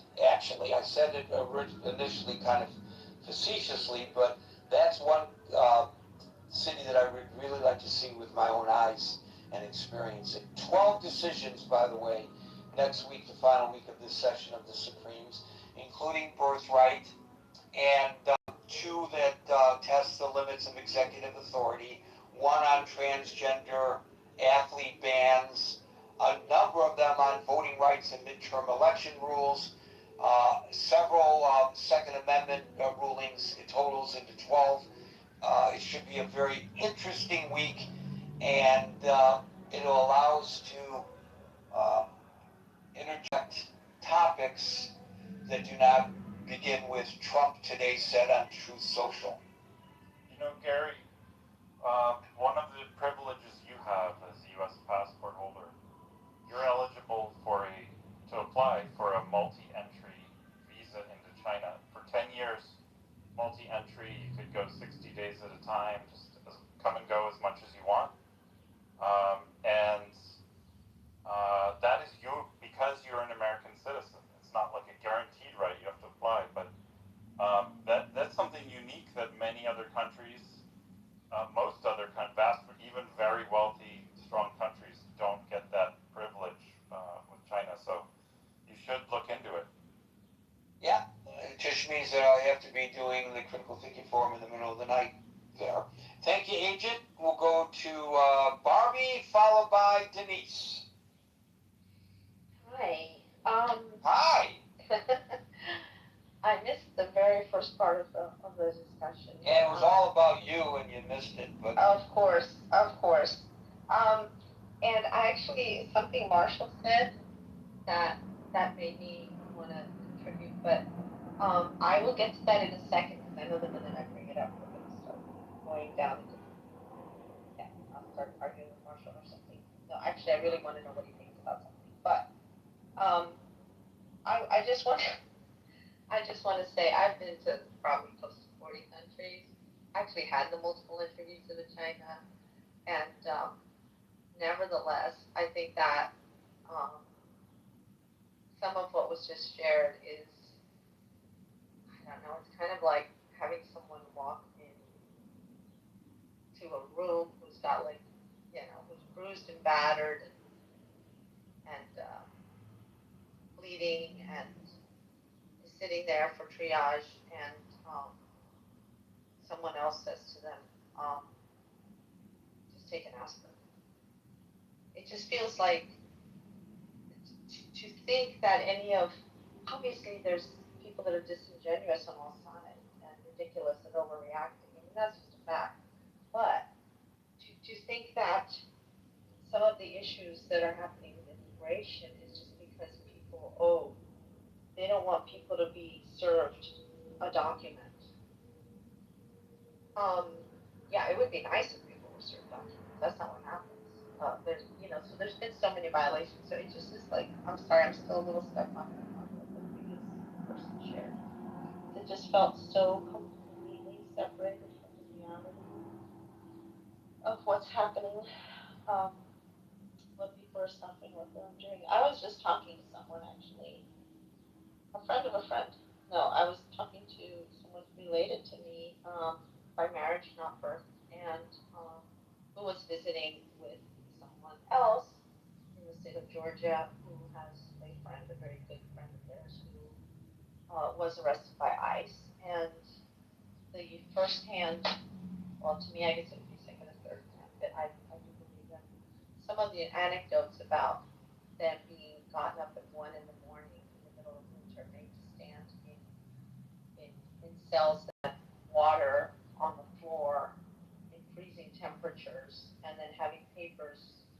waved at them, telling them to sign away certain things so that they just, it's actual torture. So, yeah, let me move on from that. And Gary, thank you for what you said about the American, and also this is Marshall, you said, and you made a good point in what you said about American responsibility or the government responsibility for so much of the misery and problems that actually happen in other countries and then get blow back on us.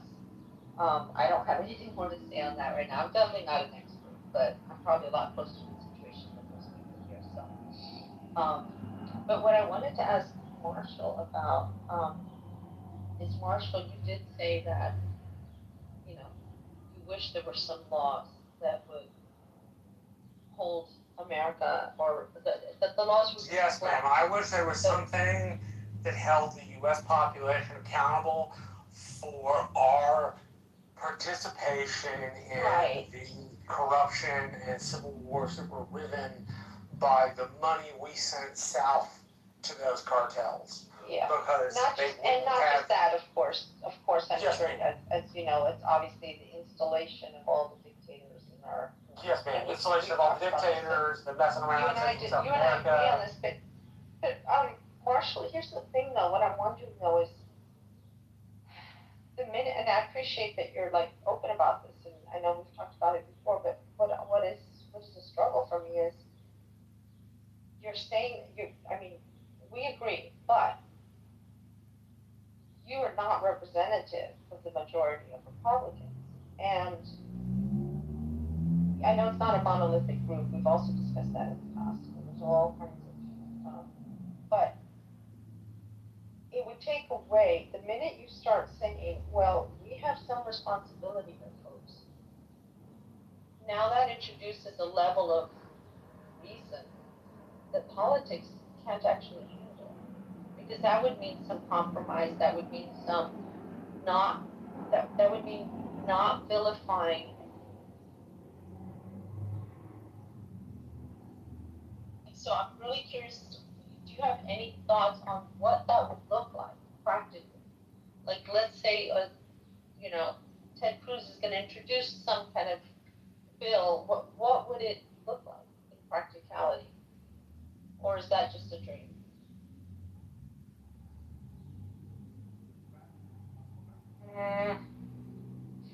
I think Should we think about it and come back to it? I'd Sorry. like to give you a first impression. I'd like to do two things. Give you my first impression, which is unconsidered, and then come back to it and give you a considered impression. I had a professor that used to say, your first impression is important, but it's not the most important answer you'll give me. So I want to give you the important answer, and then I want to give you the really important answer tomorrow. My important answer is, it would look like taking in people who really had a problem more than what we allow in our metering of immigration. So if we say, I don't know the actual number off the top of my head, but say we take in 100,000 Guatemalans as just what we do every year. We're gonna up that to 200,000 Guatemalans, and those Guatemalans are going to be Guatemalans that get particularly affected by drug violence, right? I say Guatemalans because when I was here in 2018, I had the option to a private detention facility. One meet Mike Pence, and I didn't meet Mike Pence. I went to a private detention facility, and I met a mother from Guatemala, and I met a mother from Ecuador, and they each had kids about the same age. Boys about 9, girls about 6. And I asked them a bunch of questions because there was politicians that had promised them safety and all that kind of good stuff, and then went and didn't press them. But what I asked was, why did you come to America? Like, what was the hope here? And they said safety. So I would want, because their sons were right at the age to be pressed into the gangs, and their daughters were right at the age to be smuggled. And so my practical solution, off the top of my head, first considered, would be to take people like that and bring them into the United States. Hey, we owe you this. We're bringing you in. Maybe you'd be in Texas, maybe you'd be in Florida, maybe you'd be in Ohio. I don't know where. But that would be my first impression. and then I'm gonna think about this, and we'll come back to it tomorrow to give you a better answer. Yeah, no, I appreciate that answer. I think that, I'm sorry, Gary, I'm not trying to take over here. I just really wanna know what Marshall. Yeah, okay, sounds like something you guys can back channel. I wanna move on.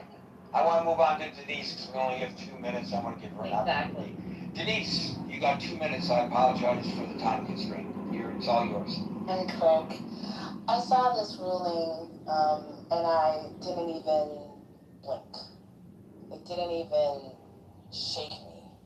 I'm sad to say that because I think the depths and the limitless bottom of racism that we are seeing depicted by this administration, I can't even be surprised anymore.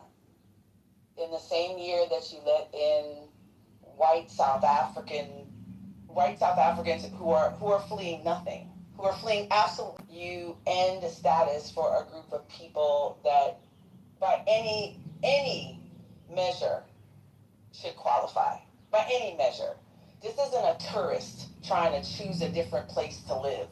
These are people that are fleeing the most incredible conditions.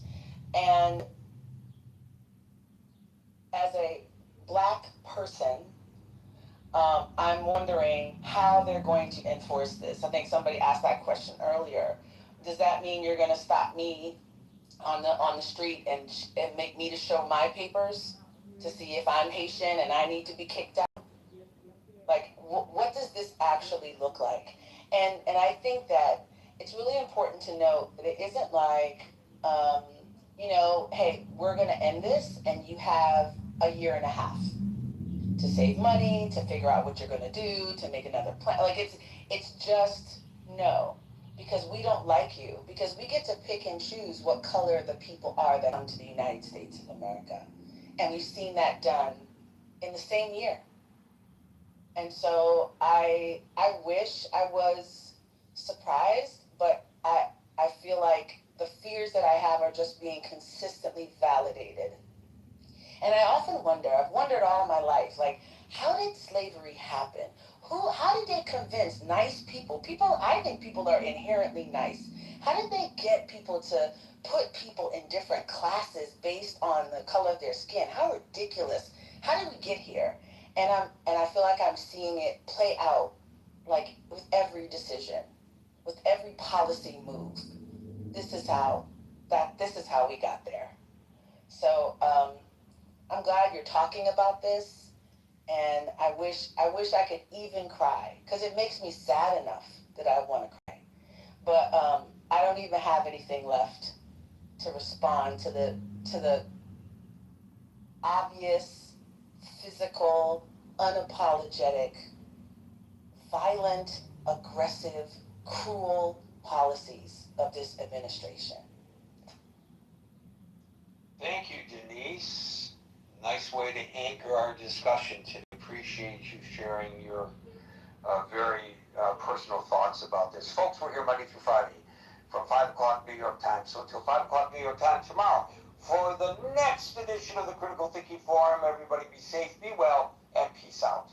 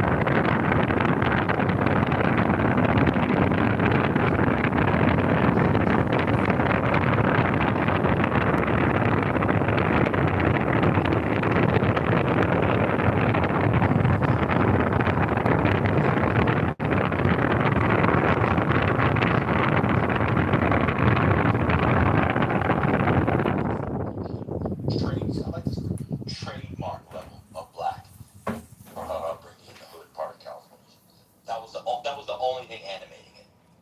That was it. It's that, or it's ire for black professionals like me or Hurricane who just don't like for whatever reason. It has nothing to do with the policies. It has nothing to do with it. I can tell he must be on the song.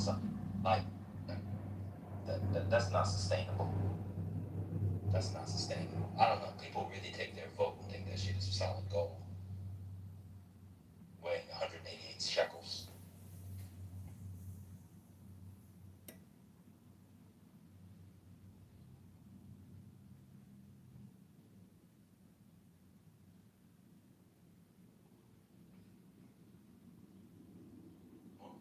I think Teriyaki's live right now.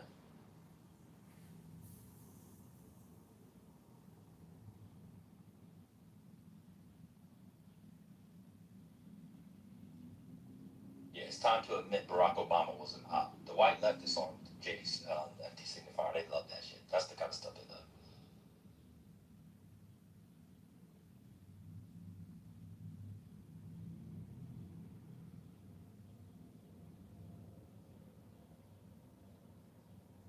I think somebody in here. I mean, just boom it.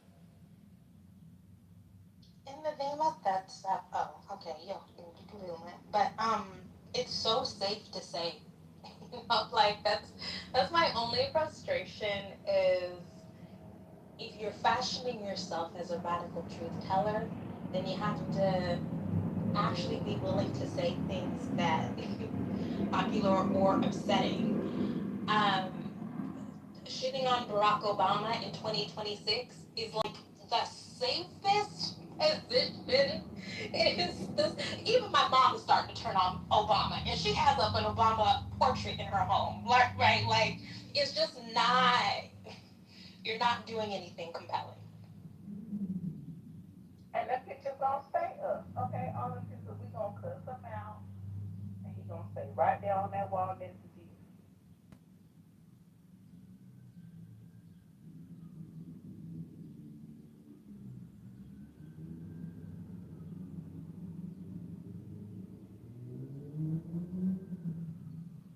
So I could be wrong if I'm getting this right. I don't know.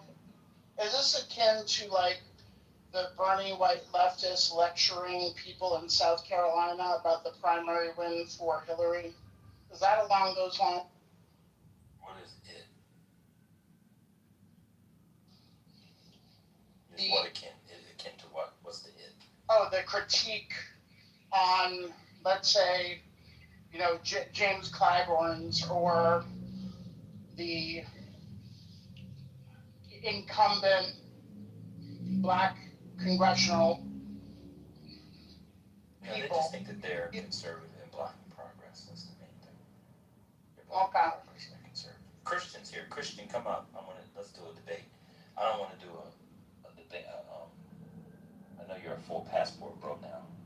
I can't debate you on whether or not Colombian Toontang is better than Dominican Toontang. I'm not an expert on that like you are now. But come on, Christian, let's debate. Donald Trump was a failed president.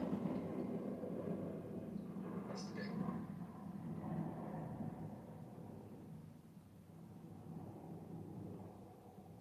Not gonna be able to beat you. You know, that's why he's not coming up. Because he knows Christian you never don't cares. No, Christian never cares. Christian, are you in Dominicana? Y'all know Christian turned passport bro. That's crazy. Y'all heard Christian in the rooms now? He a passport bro. Is he light enough to be you talking about in VR? What do you Might mean kick light him out. enough? They might kick him out if he's too dark. Put him on the other side. Mohi, are you there? Do you want to debate? I got 2 hours and 20 minutes before the match. Hi everybody. I came here to improve my English and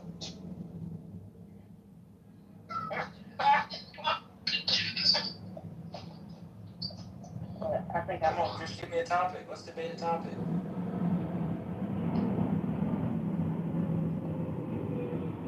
Why why are, I mean, I'm sure that Christian would love to come up and talk about why 99% of Black women are unfit for marriage.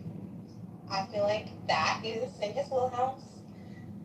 Why we are only suited to be baby mamas on welfare or educated who sleep with our dogs in the bed, you know, and go to sleep clutching our diplomas. But that's his thing.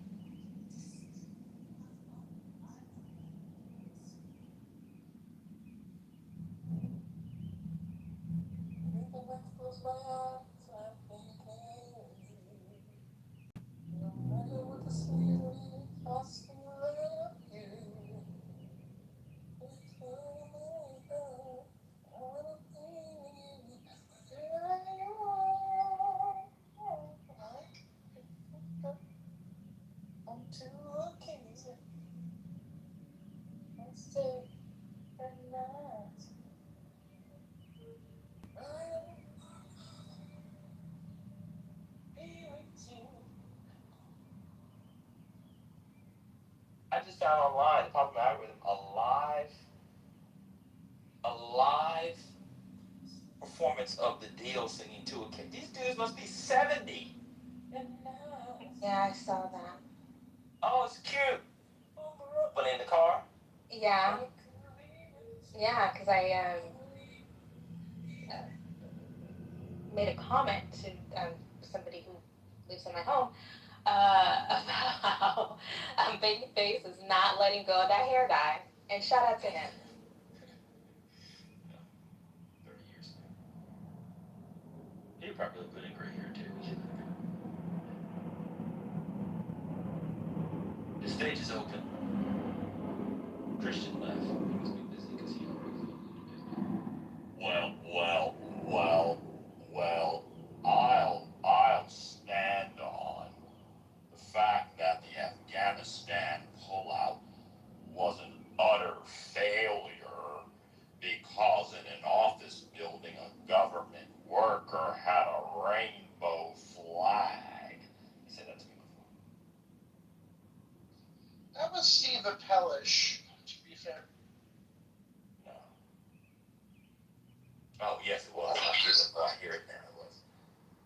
I have a question, because I still don't quite understand progressive Democrats versus, I don't know, would we call them traditional Democrats or status quo Democrats? I don't understand this concept of a progressive Democrat.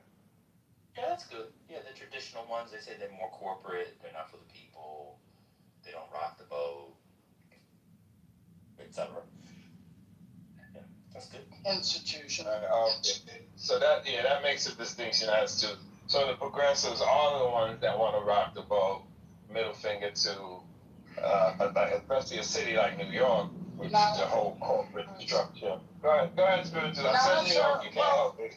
I mean, like Escalade was in the Progressive Caucus. So he wasn't one of them that you're talking about. It's all. I think it's like Medicare for all. It's not. That's what For most Democrats at this point, if they support Medicare for all, they would say yes. It's all attitudinal. It's about age and how do you comport yourself in public. And once all those people are actually in Congress or whatever, they're going to do exactly what AOC did, which is fall in line. Okay? They're going to do the same thing. And then the leftists or the progressive or the DSA people are going to call them sellouts too. That's the way of the world. Shout out to Earth, Wind, and Fire. That's a lie. Yeah, but there are plenty of older Democrats that are progressive. But they go to DC with high hopes, right? And remember Cedric the Entertainer, like, I wish somebody would. And we think, yeah, they're gonna go to DC nothing burger. It's more the same. They join caucus, what have you. They fall victim to the lobbyists. They don't join any major what are those committees, and nothing happens. Okay, up in your mama. Oh shit. Oh, what's up, Devon? I just came up to say what's up. Peace, peace, peace. Oh, this is the thing that y'all should remember. Everybody wants to change Washington. But what happens when you get to Washington? It changes you.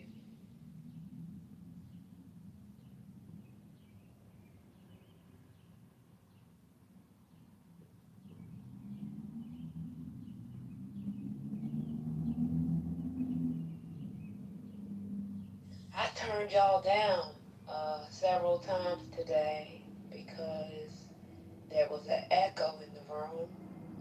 I turned y'all down several days because somebody had lost their marbles. Y'all alright?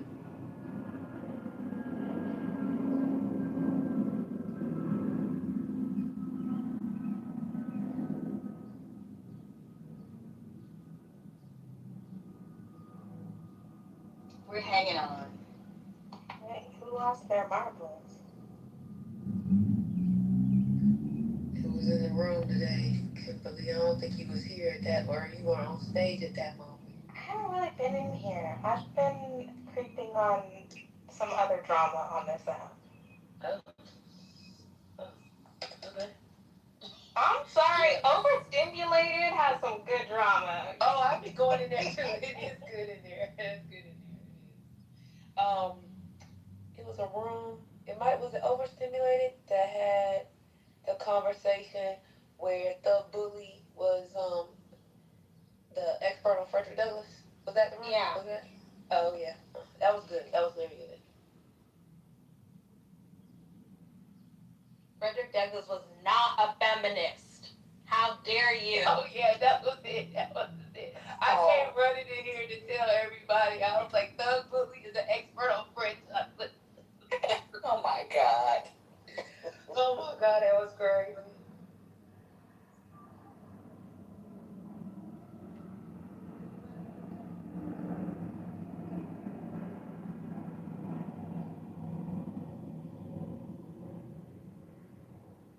Does anyone know who Clarissa Shields is? Oh yeah, the boxer. She a train wreck. Somebody need to take her phone from her. Quickly. Did a movie on her. I thought it was all right. They should have did a docu-series. It was too much happened too fast. You know, we analyze these things about, you know, trying to put someone's life in what is a movie 90 minutes about, and I felt like it was rushed, but it was okay. I don't know how the room felt about it. Yeah, but she is Where was it? Where was the movie shown? It was in theaters, like a few select theaters, but I saw it on like a, you know how we see our movies. I did not go to the. Gotcha. Undisclosed. Yeah. Undisclosed location. Okay, gotcha. Yeah, but I really wanted to see it. But I was like, I want to see this. You know, it goes through her childhood. You know, the Olympics, and all of that. And her finally, you know, there was someone that had kicked her butt, in the Olympics, and she finally beat her opponent. So you know, the big triumphant moment. But yeah, then she started messing with rappers. So I don't know. She messing with Papoose. Clarissa Shields is spiraling because she got with Papoose while he was still married, but it's fine because Remy was allegedly cheating or whatever. And they've been going back and forth, and Remy is threatening to beat her ass, and I don't know, it's like a whole thing. She's just, you get with the wrong man and it ruins your life, and that's what's happened to Clarissa Shields. Yeah, she's not listening. And she really needs to just leave the camera behind. Just keep it off. Just figure your business out. Because unfortunately, the comparisons are going to come, and people are comparing her and Remy. And there isn't a comparison in favor of Remy, basically, that's not really good for her.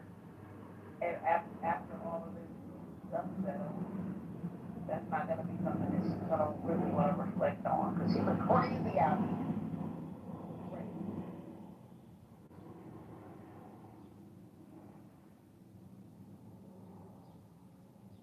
Yeah, I know she went at Layla Ali, right? She tried to come for Layla Ali, y'all.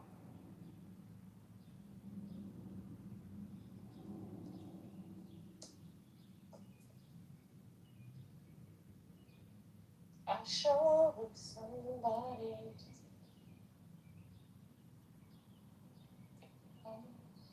Sherry, you know you off mute. Oh, I'm sorry.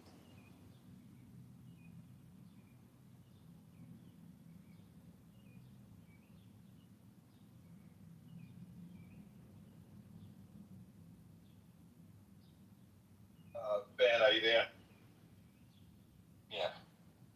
I'm out and about. I just saw a woman over 40 with a flat stomach, and I got nervous. Run.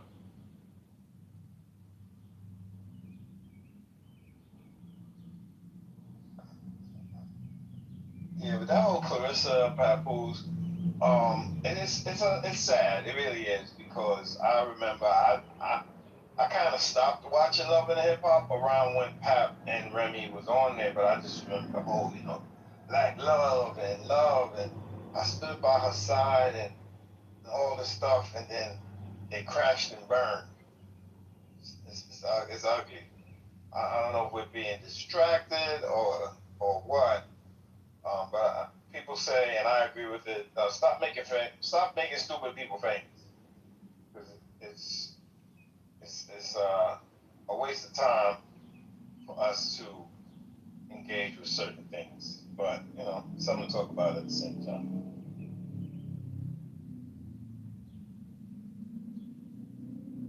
Yeah, it would be better if it was like actually not based on a real person's life. Like I kind of would rather it not be based on a true story. Because this is sad. And Remy said that she had been with Papu since 2022. Oh, I have a topic that I can test here. Why do y'all think that the xenophobia around Juneteenth picked up?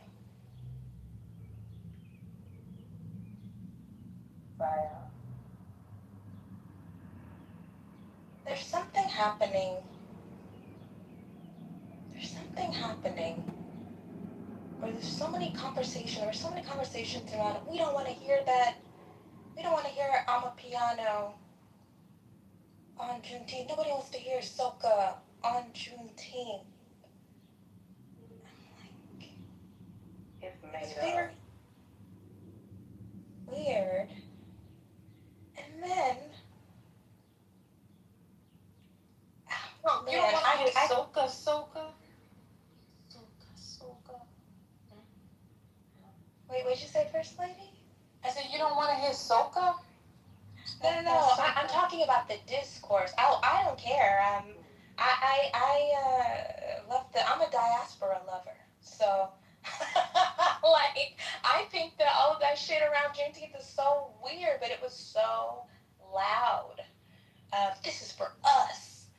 This is our day. This is for us. And then I saw somebody, a very famous biracial, under a post saying, why can't foundational Black Americans have one day? And I thought, you have a white parent. Like, I just think this is so weird. Like, how is somebody with a whole white parent doing Juneteenth gate? Like, I just thought something's going on. Not you sat up over there and saw that 1619 project and said, oh my God. Oh my God, Brent, I just was like, what? It was weird, Kimberly, and it was like almost all of a sudden, and then there were people who were from Texas who were then trying to say what people who are not from Texas do on Juneteenth, and I was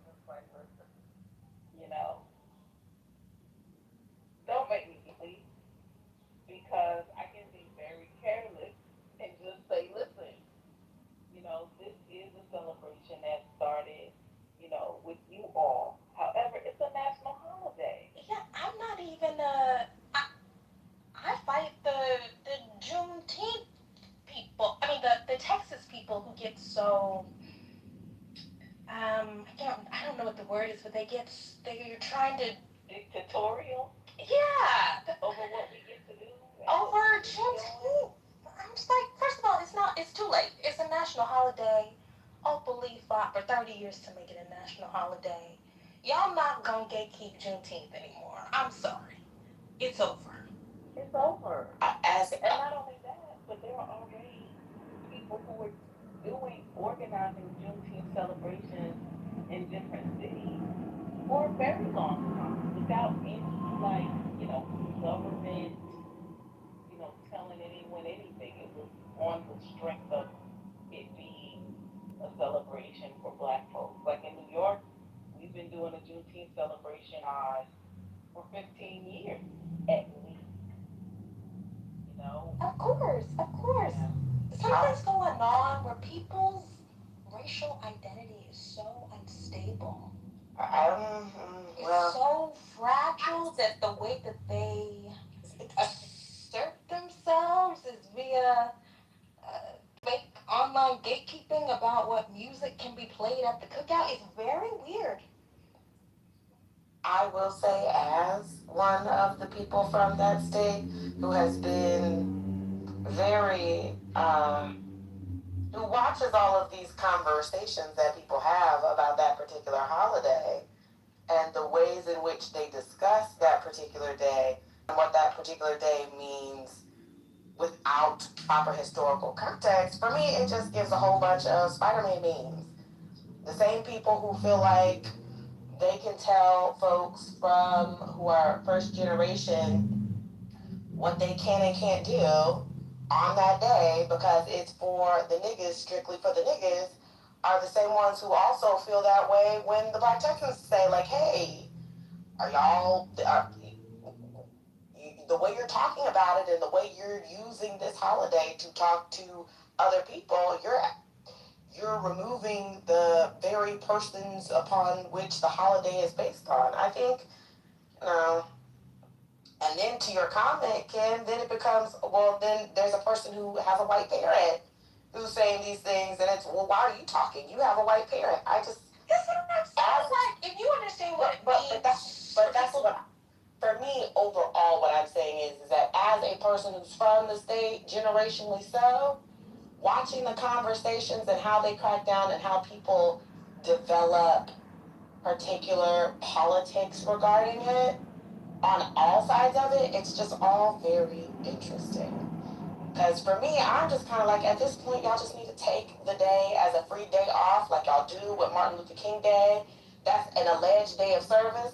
A lot of y'all haven't done no damn service. A lot of y'all are going to go to your parties and you're going to have all of your damn flyers with, great drink specials for the holiday weekend, and you're going to turn up. Like, just treat it like you normally do. Stop ascribing all of these things onto the day, because after all, it's getting fake. Everybody's just being real fake. It's real fake. But that still goes back to the idea of controlling, 45 million people and how they utilize the day, right? It's like, last time I checked, and I'm old school, so the new people might not do this, but honoring the history of the day, the things that are eaten, and you know what I'm saying, all these different things. I think that people have been relatively, good at circulating that information, even though you might still have somebody stand up and say, oh, well, that's not correct, that's not correct. That people, that's being circulated. The story, the history is being circulated, semi okay, even though there were many places where, slavery, the end of slavery did not end when it was supposed to, right? So you have all these different dynamics going on.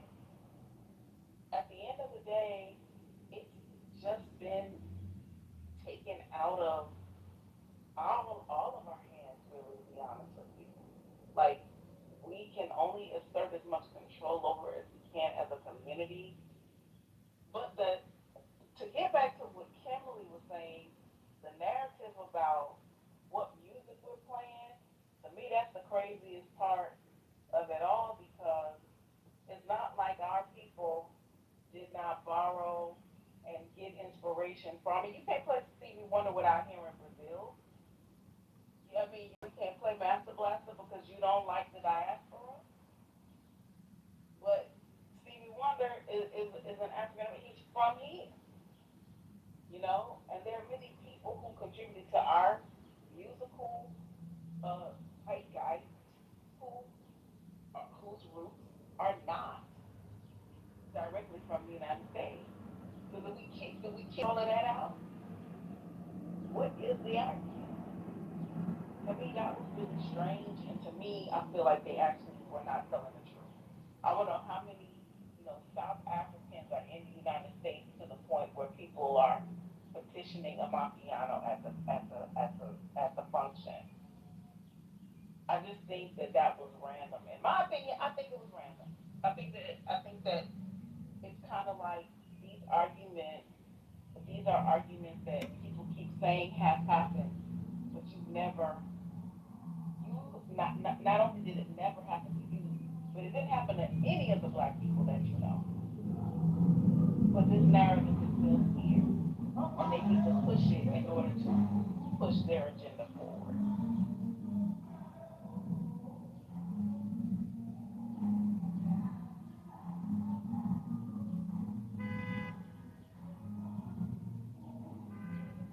Yeah, I'm trying to think about. I think y'all have sense, so we agree that that's wrong. I'm trying to think through why. Why has this taken hold? What's going on? Why is the 1619 woman who has a whole white parent and who is routinely uh, talked about as if she's not black, her white parent, why would she get on the 80 street? Like, I don't know. Oh, you talking about the red hair lady? Y'all have nothing. But y'all have nothing but Juneteenth, fake Juneteenth celebrations that you hold on to like it, argue about it being a federal holiday as if that ruined something. Because black people ain't got shit. So you argue over who's invited to a cookout. Guess what? Mostly these Negroes don't even like to be around other people. Attached her and the logo to a cookout. Because you did the electric slide at the Obama Center, you think that you have a culture that replaces the things that you don't have. Yeah, like these arguments only happen because there's nothing else. Brother, the reason why I was so taken up, but she has things. That's the reason why I was so taken aback. I'm gonna be honest with you. I do expect people who don't have shit. Oh, okay, wait. Let me bring it back. That person has a lot of cultural capital. She has social capital. She has a really big platform. So I just don't understand. Who's reading the 1619 Project still? Is there who during Juneteenth who went to any of the resources that the 1619 Project has and read them for themselves? Read them with the child or little one. This is all performative.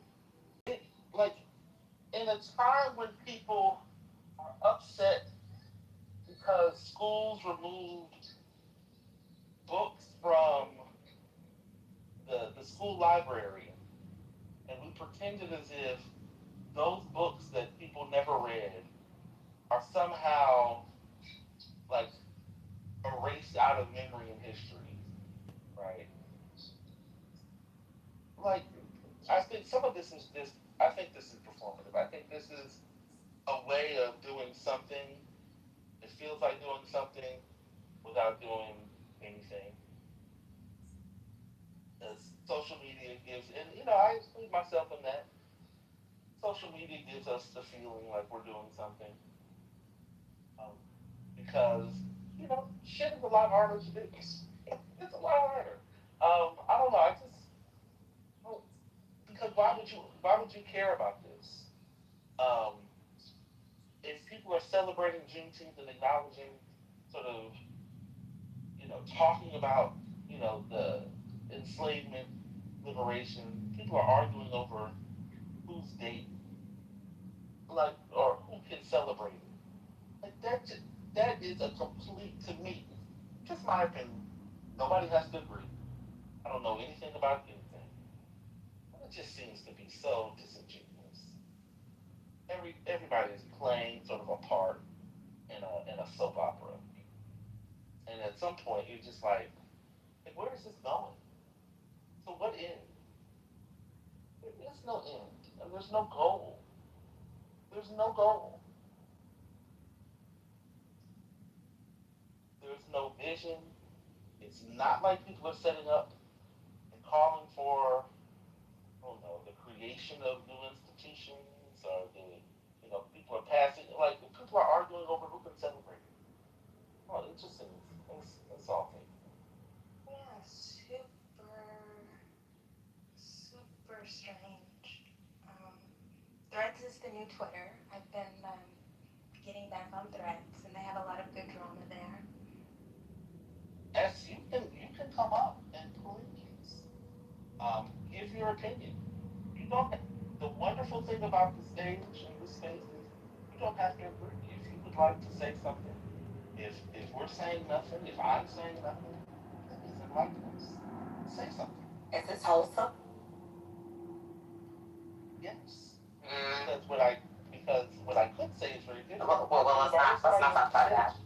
We don't have to talk about what you could. Inviting people on stage to share their opinion Well, is wholesome. well, I mean, it depends on if you're gonna put them in a trick bag liquor. Oh no, I don't have any. No, I don't have any. You don't have any trick bag. Listen. I said what I believe, and people Got a lot of pushback. and I'm encouraging people to push back and share what they think. They don't have to agree, but I'm just saying other Rennie people said are it saying was nothing more. or saying nothing doesn't really add to anything. Well, see, Rennie said more about nothing and then added S. So there's some extra stuff for you there. Oh, there you go. That was enlightening. I don't know. I mean, I agree with you. I think they're more invested in being performative than the meaning of well, maybe not the meaning, but the historical the history of Juneteenth. By the way, that wasn't the only form of jubilee, but that's another discussion. But that is the discussion, Cherry, because I think one of the things that you just said is where I land on it, is that like a lot of people don't care about the history. A lot of people don't care or know about all of the other or different jubilees or all of the other or different emancipation days. I just, even in the state where it comes from, people celebrate the day. Like growing up, the parades are different. How it's celebrated in Galveston and Houston is not the same as how it will look in the middle of the country with Black people in East Texas or in Dallas and Fort Worth. There are a lot of people who are taking up the banner of the holiday to push people out, and it's all just to have the diaspora wars on the internet, which is why I said earlier, people just need to take the day. Like, I understand this idea of it's telling people what to do or how to celebrate, but with all holidays, like, I don't think that there needs to be this big, ginormous fight or need to like, I don't know, have a weird sort of specialness about the holiday wherein now everybody has a battering ram to feel important or special. I've given up the ghost. It's a day off. Like I don't understand why everybody wants to be entrenched in. Oh, but if you're not this, you can't. Oh, but if you're this, yeah. I'm like, ugh, I mean, just enjoy your day, babe. I'm using Juneteenth as an example, but really, I'm interested in why are upperly mobile blacks now doing ADOS stuff. I mean, honestly, like That I is just like the thing, like I actually kind of understand. I understand how the FBA ADOS rhetoric like picks up amongst a subset of black folks. I'm interested in how that has traveled to I'm interested in how those that has upwardly mobile Negroes. Now, I have a follow up question for you though, Kimberly. Are you noticing this a lot with like, is it regional, where you might see it more, given some of the like things you see in social media, or is it just across the board everywhere? That's a good question. I have to think about it more. Because that's also one of the like the difference in to me for a lot of these things. Like some of it is like regionally speaking, and then other parts of or other things to me is oh y'all are all in big blue states, and y'all all feel a kind of way about each other, and so now y'all are coming on the internet like y'all done since y'all were 15, 16, 17, 18, 19, 20, and now y'all are beefing with each other on the internet because you're mad because you went to that party last week and they cut off Waka Flocka Flame and you were ready to talk about how he was one hood ass nigga to put on what's that Nigerian young man that they like so much who does Shayo? They put that on. Wizkid or Afro beats. What is his name? Davido or That one of them is not the one I was thinking of, but like, yeah, they cut your Waka Flame to put on DeVito, and now you're upset, and now you want to get on the internet and gangbang with everybody. You upset because your African boyfriend or your African girlfriend, your Caribbean girlfriend or boyfriend dumped you, and now you want to come on the internet and talk shit.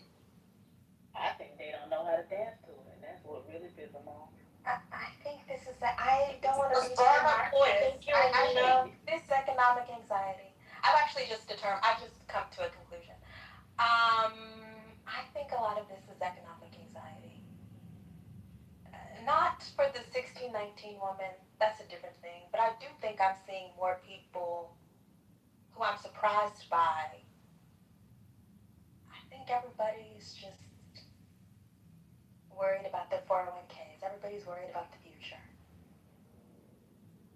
Well, but this always happens, and that's to me that is what the ADOS started off as. It's like mapping white politics onto us. You know what I mean? It's like being afraid of the immigrant, saying they still in their jobs, and all these other things. Because as far as I remember, as black people, it doesn't matter where a person is from. If somebody comes at you wrong, you checking them. And I'm trying to figure out how that's no longer on the script, and instead we cry and tell so and so and include other people into something that you're supposed to handle on your own and stand on 10. To me, it's like it's a weakness that I guess yes, it's the anxiety dressed up as them trying to be you know take charge and be leaders, but they can't. You know what I mean? Because they don't really know how to keep community. They may be able to get people to rally around for a minute, but they can't maintain community. It fractures constantly. But I think that that's what those um, that's what those organizations started as a result of economic anxiety and adopting the talking point of xenophobic white people. Um, but those people aren't talking about the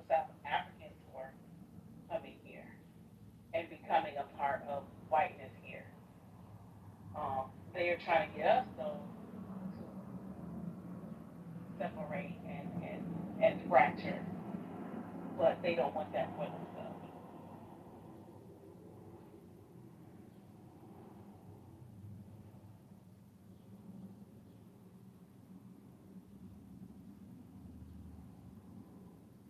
Because when we're weaker, we're easier to take. It's easy for you to take advantage of us if we're weaker. It just is, and that's what America runs on dunking on black people. That's what it America runs on dunking on black people. And the easier you make it, is the better for them. So I think people don't want to be black, um, and or they want it, they want it aesthetically.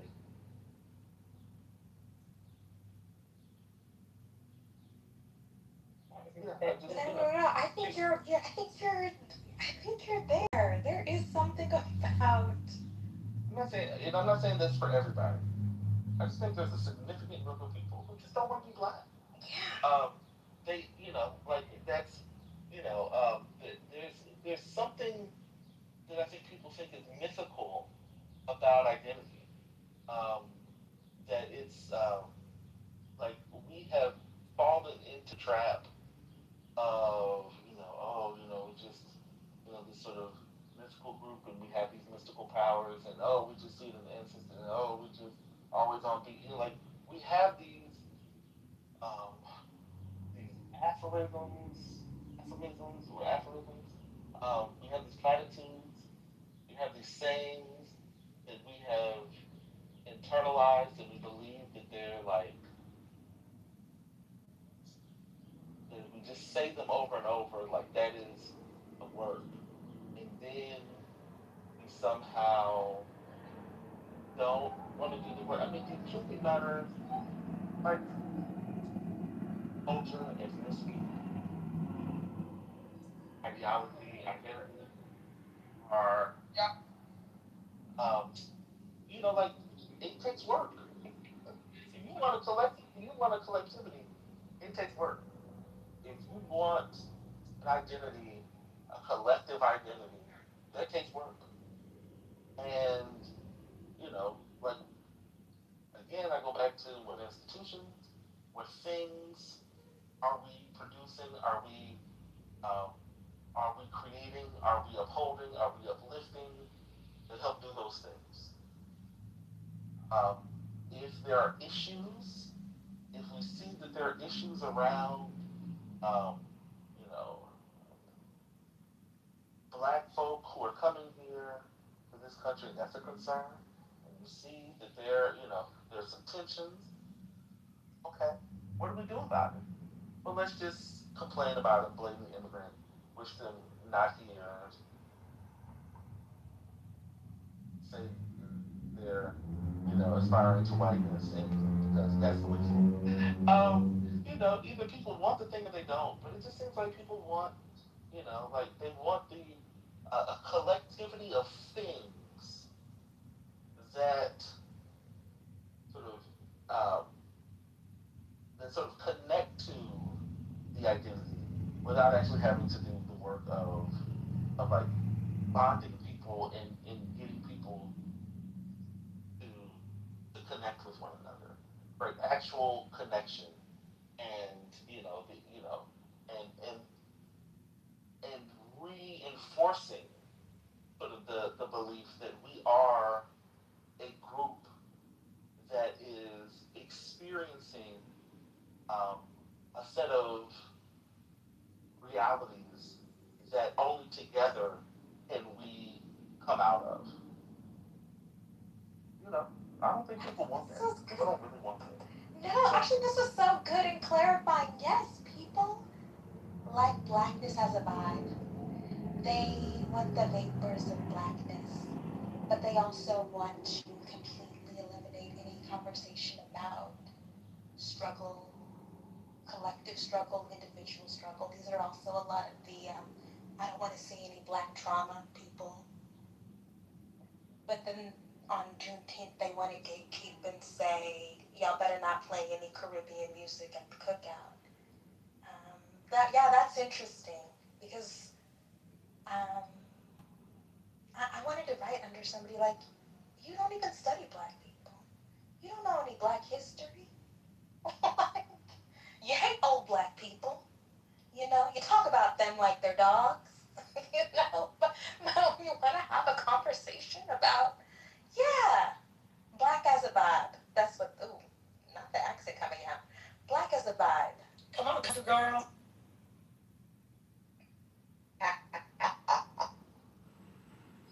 Are these the people, the same people who like to say, we are not our ancestors? I don't. Yes. Yes, they are. Yes. Yes. The same ones who will say that and act like they can withstand Jim Crow version 2 in the future, but crash out and cry when that Wi-Fi goes down and Twitter is down for more than 20 minutes. Yes, those are the exact same people. The same people who will tell you that black Christians are lovable, and have been completely, sold into what is it, called church bag. Am I using that right? Yes. But will then say that our lives are inextricably linked to the people in Palestine, right?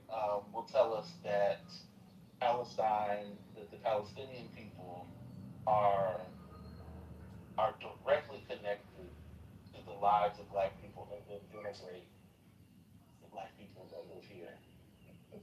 Oh. Because they're Christian. Yeah, it's those people. Brother Mason, let's stay right there though. Stay right there. Because it's not even just the Christianity. Remember a few days ago about how you Southerners are what? Those same people who think that the same people who denigrate black people and older black people at that. Let's talk about, because it's the black Christians, but they also have that same vim for the old black people, and in particular old black Southerners who they feel like are easily led, but then we'll turn around and say that we are inextricably linked to the people in Palestine, and yet you don't like your Mima. Sure don't. They surely don't. They don't. Oh, this is related, but not. Maya put me on to a literal 2-hour-long clip of Mimi and Quinn going back and forth. That's what we were telling you about the other day. Very glad you saw it. What are your thoughts? I have nothing. I mean, I'm not in any mess at all. I have no feelings about Mimi outside of this. It's just crazy to. She said Southern black people are holding all black people back, and I just am like, but what are you doing? Oh. What are Mimi's contributions to black progress? I just don't know. Maybe I'm unfamiliar. I'm unfamiliar and I'm not in it. I don't know. I was just curious. Well, she got out. Well, because she's in California, and to be in a blue state is to be free. Did you know? It's to be removed from the servile, docile mindset. It is to be human. It is to be actualized.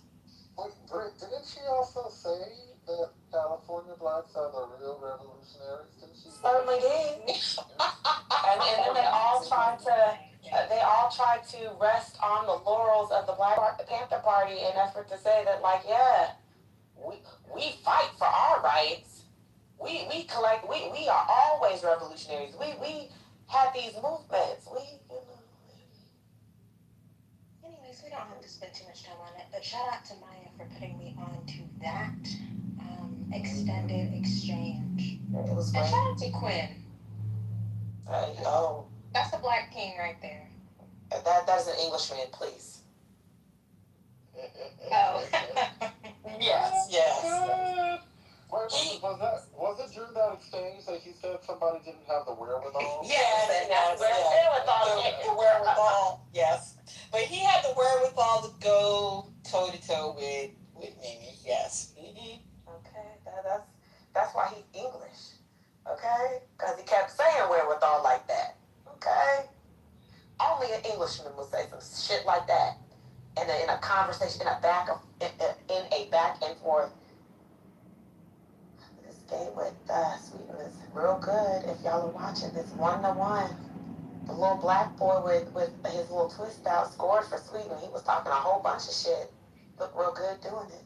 Did you talk about the hair conversation people are having regarding the World Cup? Whose hair? All of the players, like somebody put pictures of a lot of these players hugging each other, and you could just see all these dope ass hairstyles. Black players. A lot of them have some really neat, very nice straight backs. You could tell they got them done just fresh for the competition.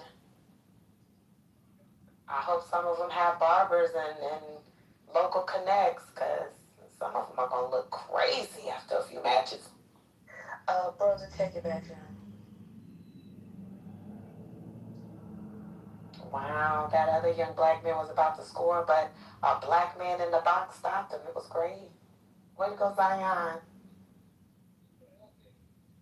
Zion, bad as hell. His jersey looks cute, though. Those dragons on there. Anyhow. Brother. Listen, you just hear my stream of conscious thoughts, but you were over there doing laundry, and we all heard it. No. This was not about you, I promise. It was about me. I had sent him No, not at all. That was directly at your mom. I appreciate your if I had something for you, I'd come to you. Well, I mean, it's still the daytime laws. Wait, did you see in the chat when Mel asked about pinging Ashton to the room, because we need to hear the nighttime laws regarding playing Appiano and Afro beats at a Tuesday. Mel has to be stopped for that. You gotta be careful. Okay, we need the person who knows nighttime laws to let us know what the city ordinance are for that. Oh my god. Oh, the nighttime laws. What? You don't want to know? No. Yeah, you can study that either. Should I share that with Hurricane Brother? Yeah. Those nighttime laws. Oh my God. I'll just say, you can only share that in the daytime, your mama. Nighttime laws, you might get in trouble. Nighttime laws, you might get in trouble. I might get shot in something. Yeah, you might get shot. I appreciate the soccer commentary. As someone who was never into soccer, I enjoy. I think with a lot of things. When we're talking about it, they're excited. I can it's kind of exciting to when you watch it and see it with other folks. It's been true.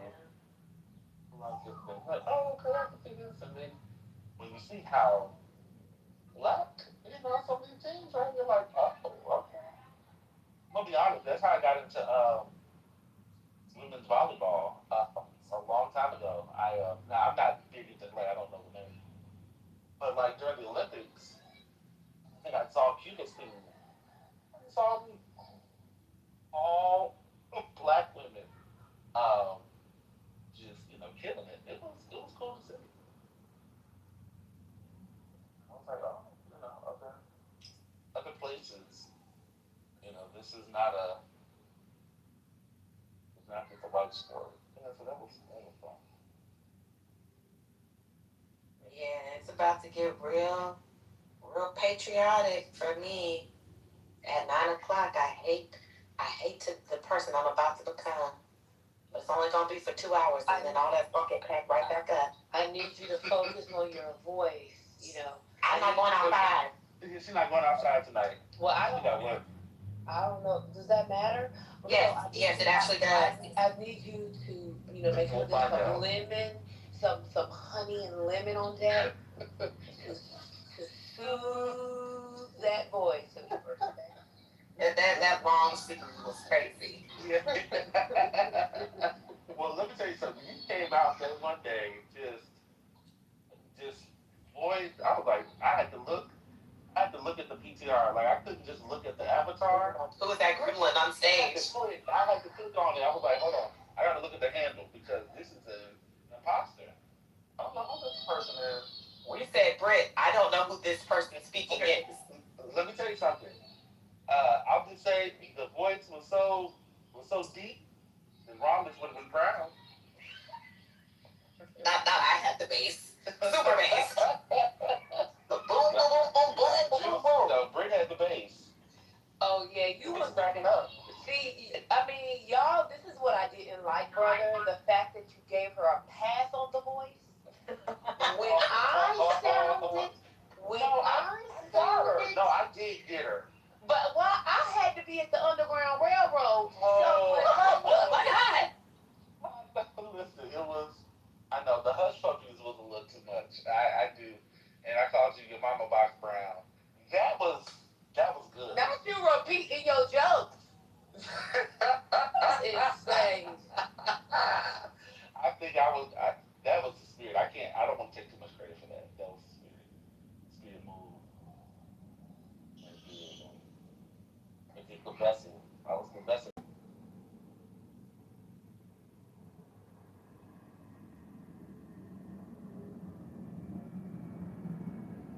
Oh, see, let me also, Sage, see, I can't, that's why, I mean, we're trying to get people, on stage, folks, I really don't know. But we talking about your old ways. See, we talking about your old ways. We not talking about how you moved into a new life. I'm trying to, now, let me be clear. I'm trying to be still direct with people, but in a way that isn't, dragging so. Sage, I apologize. I completely misread what you were saying. So that's my fault. I didn't know what. Yeah, I completely misread it. Can I get a recap of the day? I just noticed the title. What happened? What happened today? Y'all gotta give me a recap. See, when I be coming here, y'all, the room is kind of like a. Oh, you want to know why the title is what the title is? Yeah. In part, and you know, y'all have to keep me honest.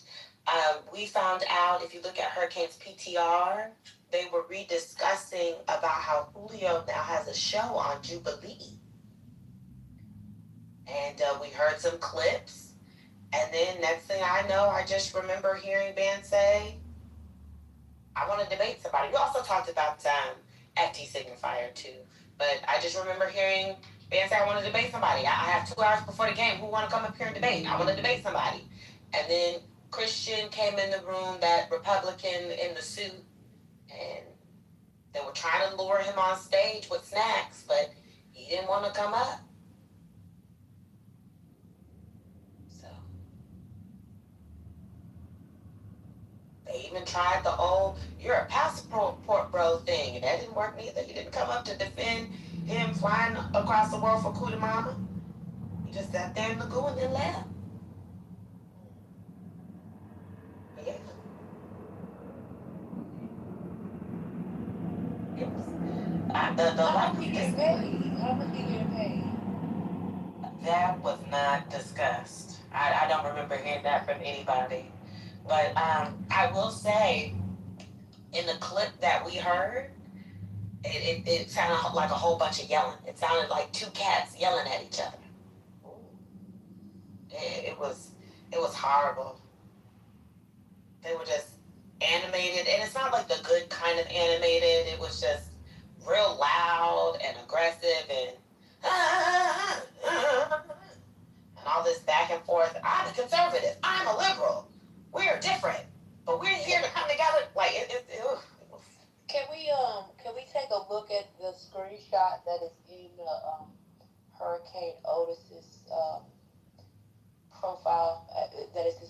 profile picture. So I'm looking here, and I'm wondering what's happening with this fade. Well, Your mama approved. it doesn't look like it's blended correctly. Yeah. Well, is that S curl in the top? Well, he's trying, your mama. He's trying to quit his day job, and that's all that matters. He's trying to leave that day job. Working 9 to 5, trying to stay alive. So yeah, that's it. No debates ended up occurring. I have a new clip. Of Julio and that boy? It's a promo. Okay, your mama look. That's your head again thinking, damn. Oh crap. It's hard to freaking play on Instagram. Wait.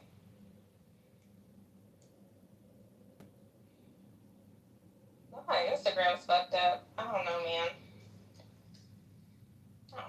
Watching got you scratching your head again thinking, damn, I'm putting myself on a Jubilee video again? Well, I got something else that's going to do the same thing to you, or possibly teach you something. You've probably seen me before. I'm Austin Julio Broughton, and I'm a Christian populist. And I'm Dick Mauricio, and I guess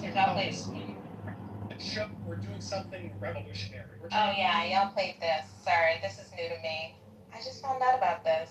They're doing something revolutionary. Progressive versus a Christian populist. Okay. Let that man move. What was the place? The place that they were trying to do Christian populism in the country. What was the place? I forget now. That's crazy. I don't even know what a Christian populist is, child. I don't. This is identity politics. Let's be honest. What, the I'm conservative versus I'm a liberal thing? Yeah, no, the added adjectives, the added, monikers to the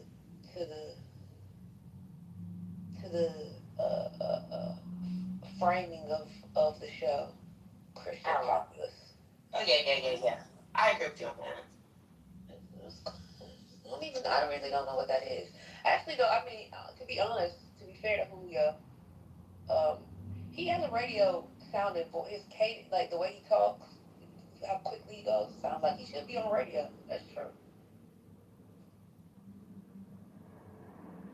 Yeah, I mean, it's really clear to me that Julio grew up studying Michael Mason and like the other old boomer Negroes. I mean, if he just has that, I just don't know if it works in this environment. I just don't know if it's gonna get him. I don't know. My mom would love it. But if this is a show that's looking for a Gen Z audience, I don't know. Oriented towards the platforms, I don't know. But, God bless him.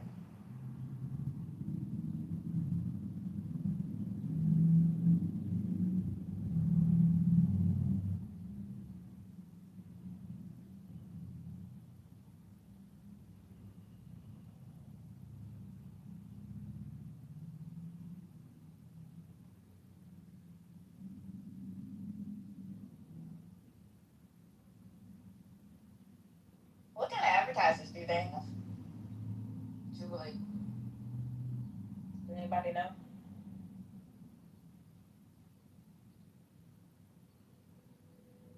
What was the question again now? What kind of advertisers do they have?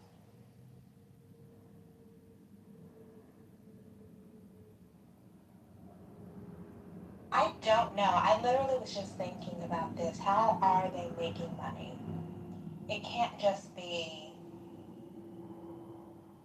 nonsense. It can't. Do they do events? Do they do live reads? Do they do? I don't watch it. Do they do like product mentions? Like, I don't know.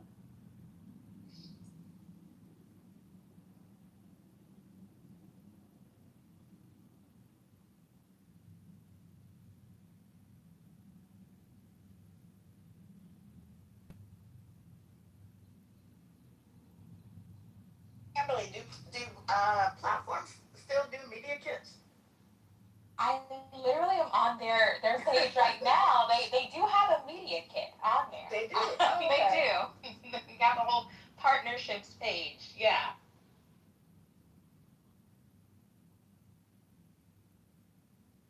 I'm thinking that'll dictate the success of the show, like its longevity, if they can find advertising partners.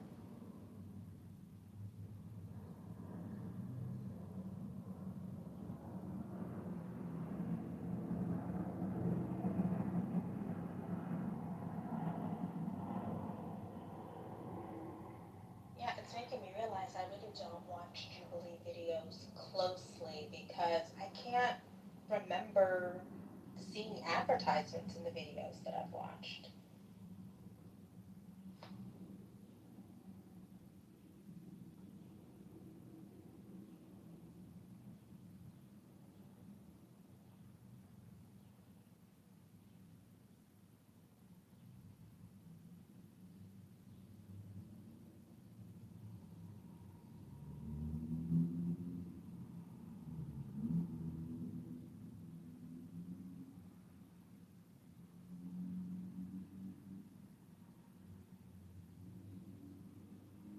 And I was just thinking, I doubt Julio has representation. I wonder who's negotiating his contracts. Like, I have a lot of questions. I was thinking about that too. Do he have a rep?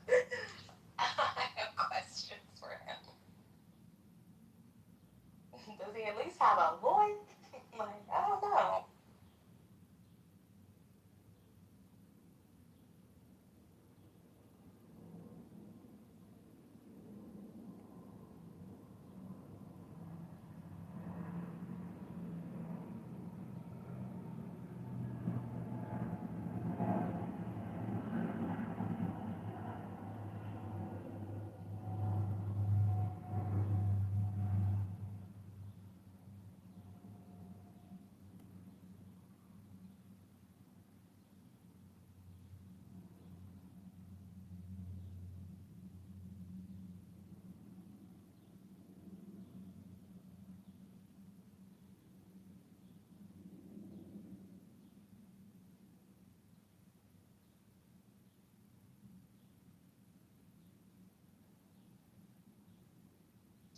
Is his brand name Dr. Julio?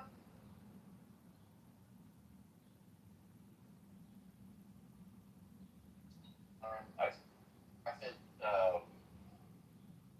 so I don't know, but I do think they said that he been doing the three names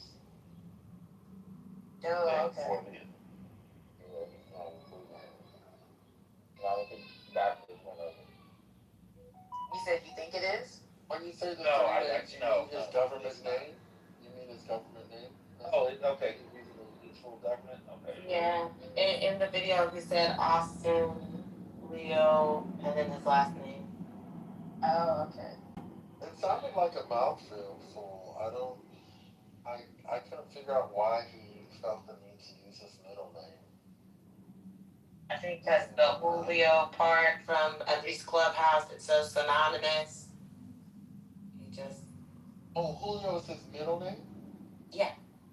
Oh. But that's also like what, so he uses Julio on this app and then goes over there.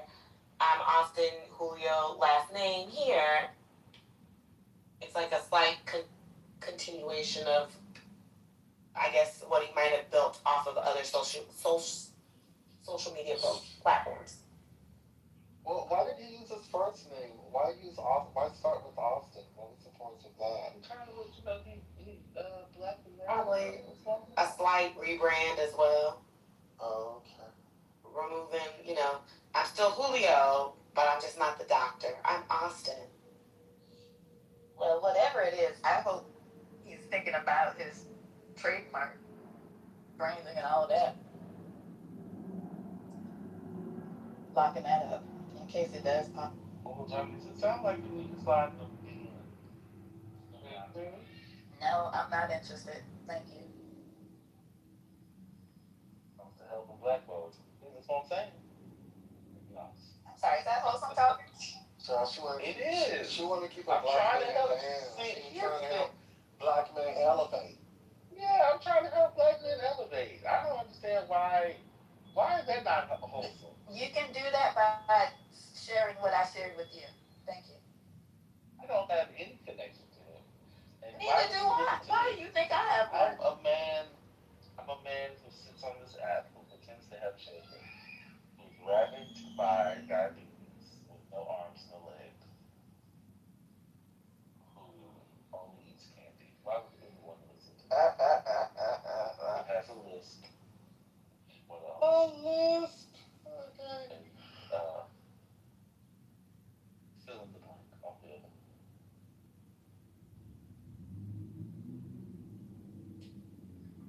Well, I hope he and David get more chemistry. I also, I was gonna say, I was listening to what you guys were talking about. I agree that that the exchange I heard wasn't dynamic at all. He barely sounded like himself. He's usually more on the ball. It sounded. Did anybody else find it corny? Yeah. But not in a good way. It was very corny. I was just like, is this the best you can do? This is not even entertaining to me, but I was thinking maybe it's just me, maybe other people find it interesting, but it sounded forced. It didn't sound, I expected them to have a more natural back and forth as opposed to something scripted where one would just go after the other. Um, so I don't know how well he does with scripted stuff because he's been more compelling when he's just going off the cuff. So that's what I remember.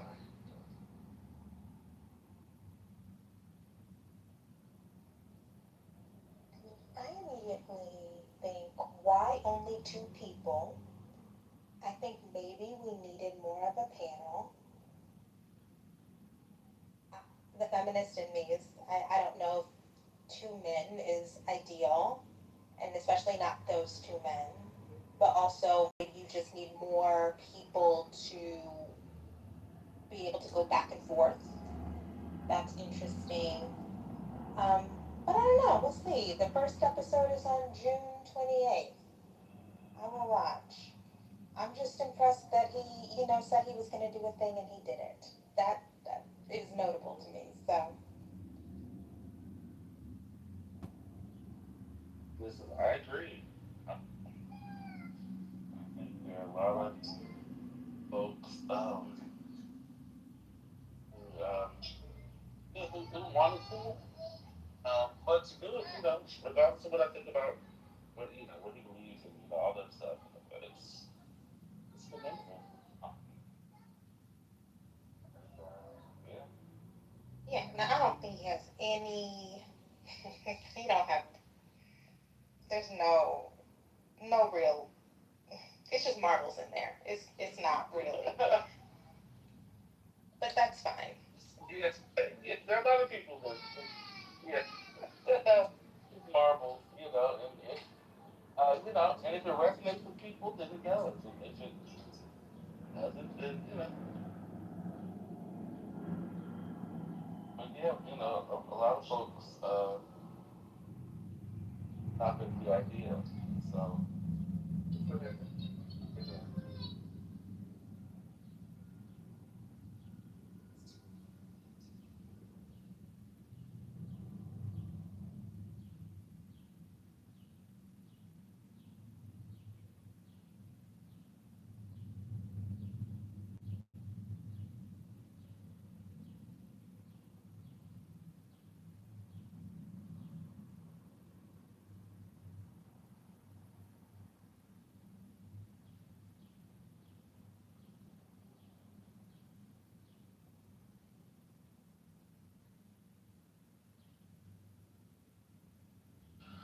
Oh, I have a friend who uh, lives in DC and works in DC. Um, he left the office about minutes ago, he had to walk through, and he said it looks like a Klan rally. That's what he said. He said it looks like people just descended on DC from Mississippi and Alabama. And a lot of the people that he saw look a particular way. He likened it to a Klan rally. I thought that was funny. I think they're here for the Independence Day festivities that are coming up.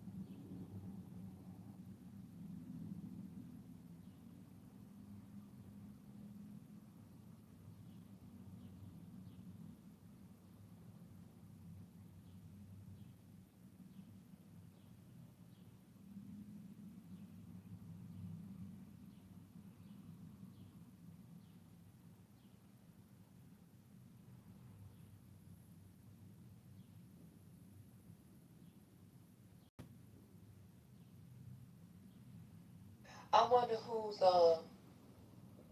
military child is that goalie.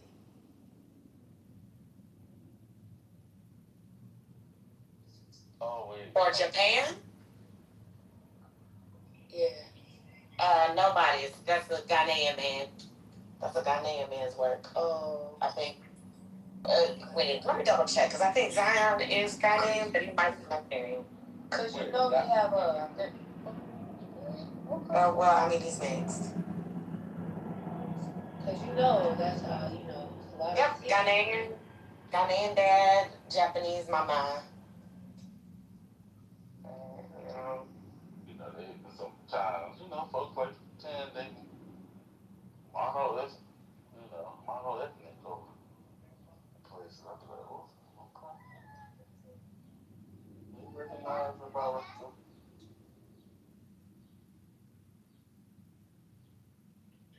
This game is going to end in a draw, with hopefully Japan coming out as number 2, given the head-to-heads.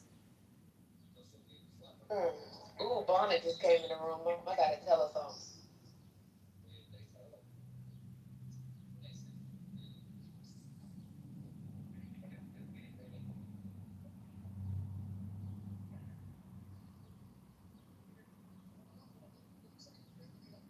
Yep.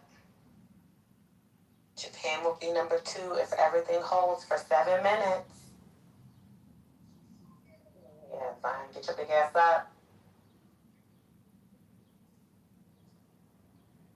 He don't look like he have a lick of Japanese in him. Just going, I ain't gonna hold you. That Ghanaian gene is something else.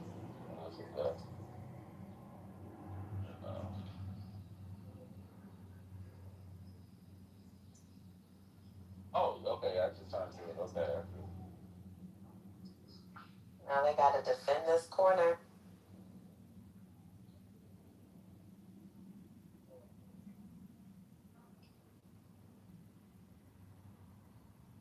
Because y'all cannot let the Swedes do this. Y'all will not. Period, Zion. Period. That goal is Japanese. Yes. Yeah, his mama. Period, Zion. Period. Y'all see my nephew? Look at him. How you your nephew? That's insane. And listen, Listen, I be claiming everybody as a kinfolk after a while, okay? Wait, Sweet got a black person? They have two. I like the one who has the twist out. Red. Well, Yeah. the twist. Yeah, that's who I was looking for. Yeah. He's the one who scored for Sweden. He was talking a lot of shit. I said, I like that. Please. Oh, they always the bottom. That's Yeah, crazy. I mean, listen, they be getting their ass beat. Easy is crazy. Okay? They let Japan score 4 on them, let Sweden score 5 on them. Let me go see what the Netherlands did. They won 3-1. 3? Yeah, 3-1. They had one goal, girl. You know I saw the game. No. I'm saying all that because, like, Japan had it 4-0, Sweden had it 5-1, and Netherlands could only do 3? Yeah, they had came back. They finally warmed up. These Europeans, man. Some of these European teams are, I like it what I'm seeing. Where's Roger? The European Yes, defender. that's what. See, look at what Elena said in the chat about the goalie. That's what I thought. He was born in. I thought it was something U.S. about that man. Oh, yeah. Y'all got me thinking I'm crazy. Zion is one of those who was in like a 3-way situation where he could have played for the U.S. team, but he's playing for the Japanese team.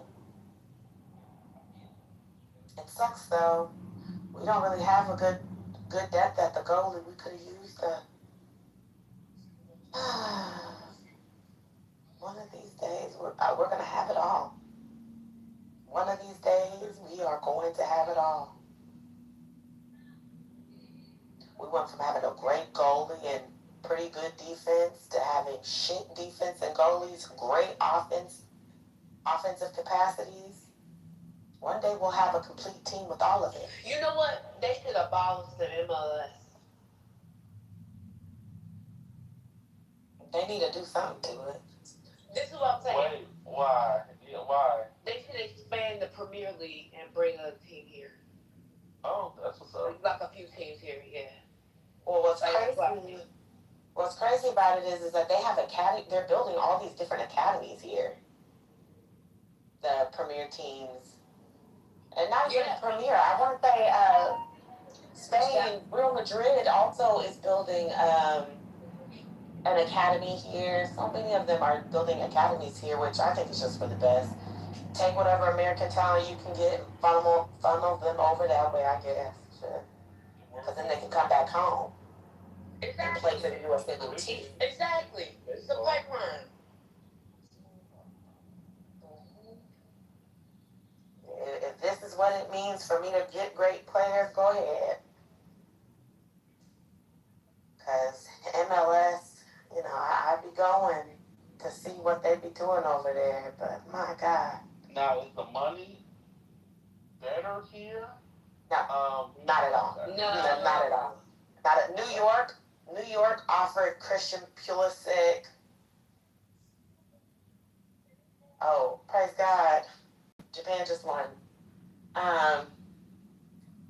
Anyway, New York offered Christian Pulisic $10 million when I know he's currently probably getting, let me see how much his contract is over in Milan. I would live in Milan.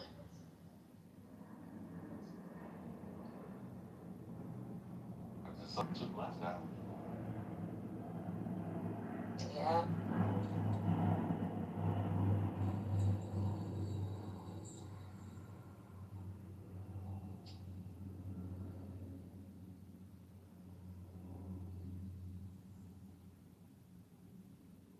So, Christian Pulisic's contract, according to, I'm going to do like y'all like to do, but I'm going to actually just say, according to the AI that pulled sources including USA Today, it says that Christian Pulisic's contract with AC Milan is valued at approximately 26 million euros over 4 years.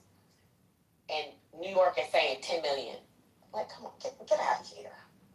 Dollars, USD.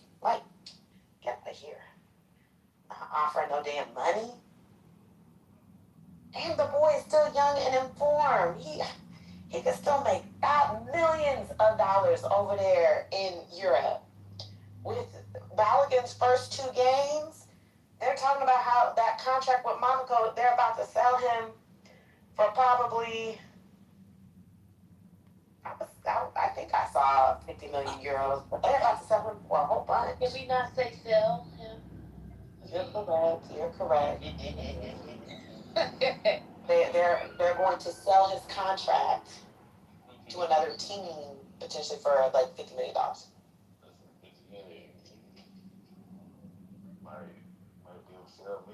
And when I say well, brother, that's clear.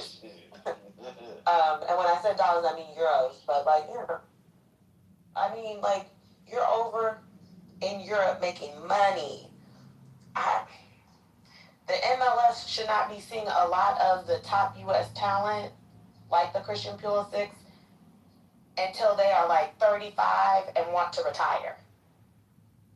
And so they come home, play for 2 years, and it's real crap, and then they retire. And that's it. Isn't that what Beckham did? I mean, he's obviously. Listen, that's what Beckham did. That's what Messi's doing. That's what half the league in Europe does. Latan did it, but then he went right back because he said, actually, I'm not an old fuck. I can still play. And then went right back over to Europe and was in them leagues kicking balls like he never left. Okay. So many Germans are doing it. Started with Bastian Schweinsteiger, and now you have Thomas Mueller over here doing the same thing. That's a Golden Boot winner from a World Cup. English players did it. Antoine Griezmann came over here, a French man who literally won a World Cup in 2018. Now plays for MLS here in the States. Son left Tottenham to come over here. There's too many people who leave European leagues to retire in California or New York, maybe Chicago, depending. Now, Van asked about this the other day, but some people can do like what Ronaldo and Neymar did and take your ass over to Saudi Arabia. Get you a multi-million-dollar check.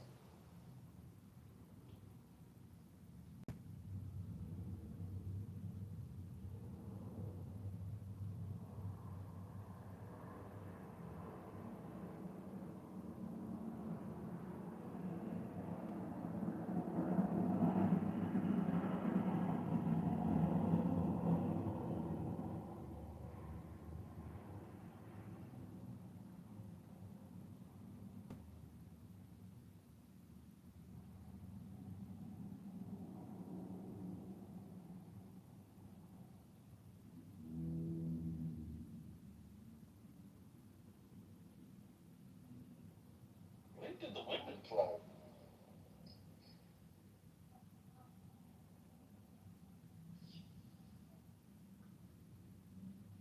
That's a good question. When do they play? I think the next one is next year, isn't it? Oh, okay. Okay, so alternating years. Okay. Yeah, they last played in 2023. Okay.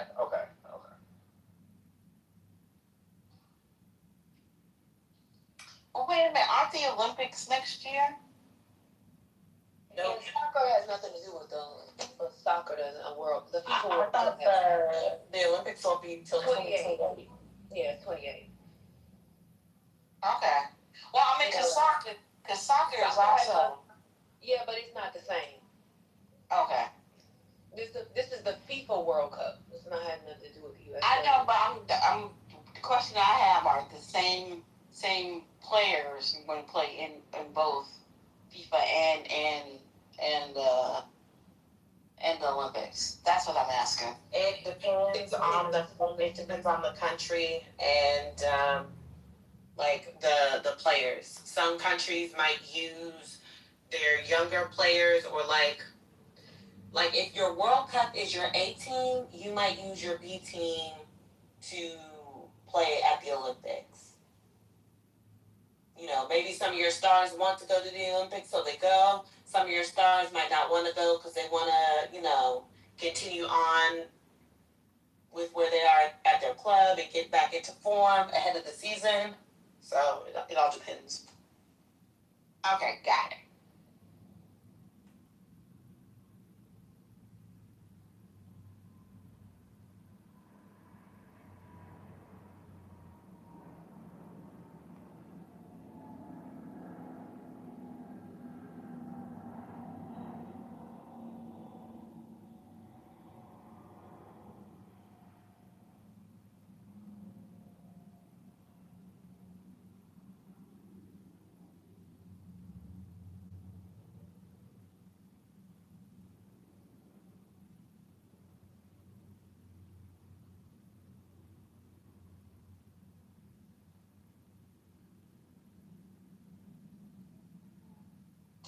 Okay, I got a question. There is a right answer, but I don't care about the right answer. Well-being, one word or two. What do you say again? Now, Ben can answer. Anybody else can. Ben can answer. Big brother, maybe I shouldn't make you answer because this is you know the answer to this. Well-being, one word or two. Nobody. I mean, y'all Google it. It's just stupid, but whatever. It's one word, right? That's how I've seen it. Is it? That's how I've seen it. Was that accurate? I don't know. It was like professional publication. It was like a impersonal where I've seen it. It was what? It wasn't like a personal writing, they're professional writing. It's like when they talk about outcomes. In the space that I work, like health outcomes and things like that, I seen well-being as one word. So, technically, in the U.S., it should be two words hyphenated. There's a British version that is one whole word, but it is becoming conflated, and it irks me every time I see the one word by someone who doesn't know. So this irks me. I've corrected it 3 times. I'm like, you're not British. Sorry. We do two words hyphenated. Yeah. I don't think it's a hard and fast rule, but it kind of irks me like when people write antitrust with the hyphen. Well, but I thought antitrust is one word. Is that not true? Yes. Oh, well-being is two. Oh, okay, got it. Yeah, it's like some people write antitrust as anti-trust. Oh no, like I'm anti. Yes, because that's during I guess the Gilded Age. I guess that would be considered the Gilded Age. When they started to debate the Trust Busters. When they started doing the Trust Busters and Ida Tarbell, when she started writing about the Standard Oil Trust, she wrote anti-trust. But the majority of people write it, I think, one word now. I mean, and sometimes we laugh at people when they write it too, like anti-trust. We laugh.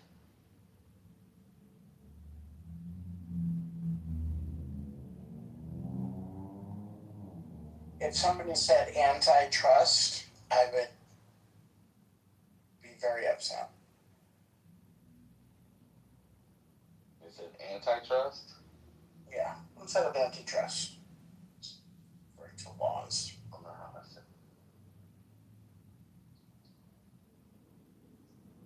Anyway, I was just correcting somebody's writing, and I said no. So I put a link to tell them never to write this again. And if y'all want to talk about well-being, why don't y'all just say human flourishing? That's better. Let's not talk about people's well-being. Let's talk about human flourishing. Let's do that. Wait, on the British spelling thing, do you get annoyed or are you cool with like neighbor with a U?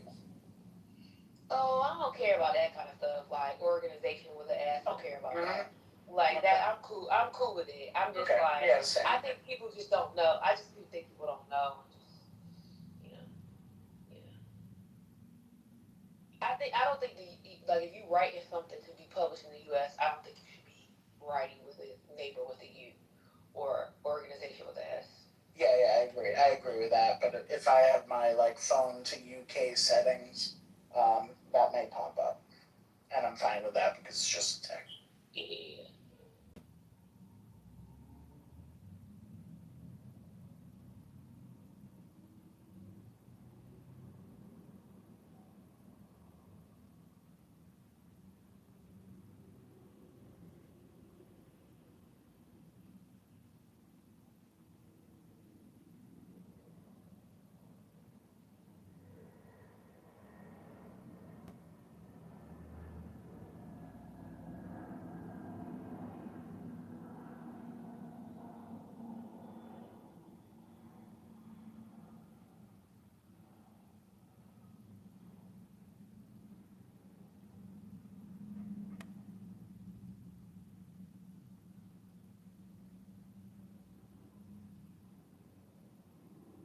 Brent, what time does the game come on?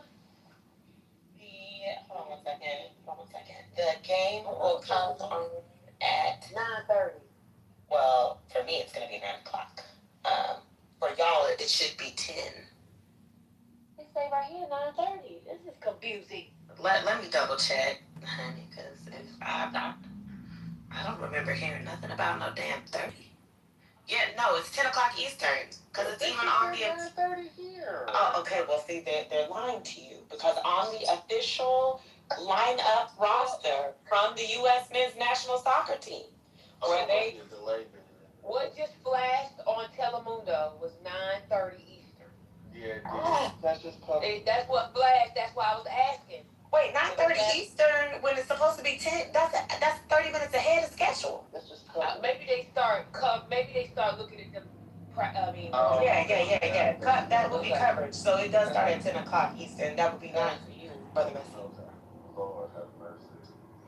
And the roster, y'all are not going. Well, y'all are gonna see Timothy, and I love Timothy, so there's that. And y'all also gonna see Weston, so there's that. Why is Beaver in the chat? Somebody, y'all better be.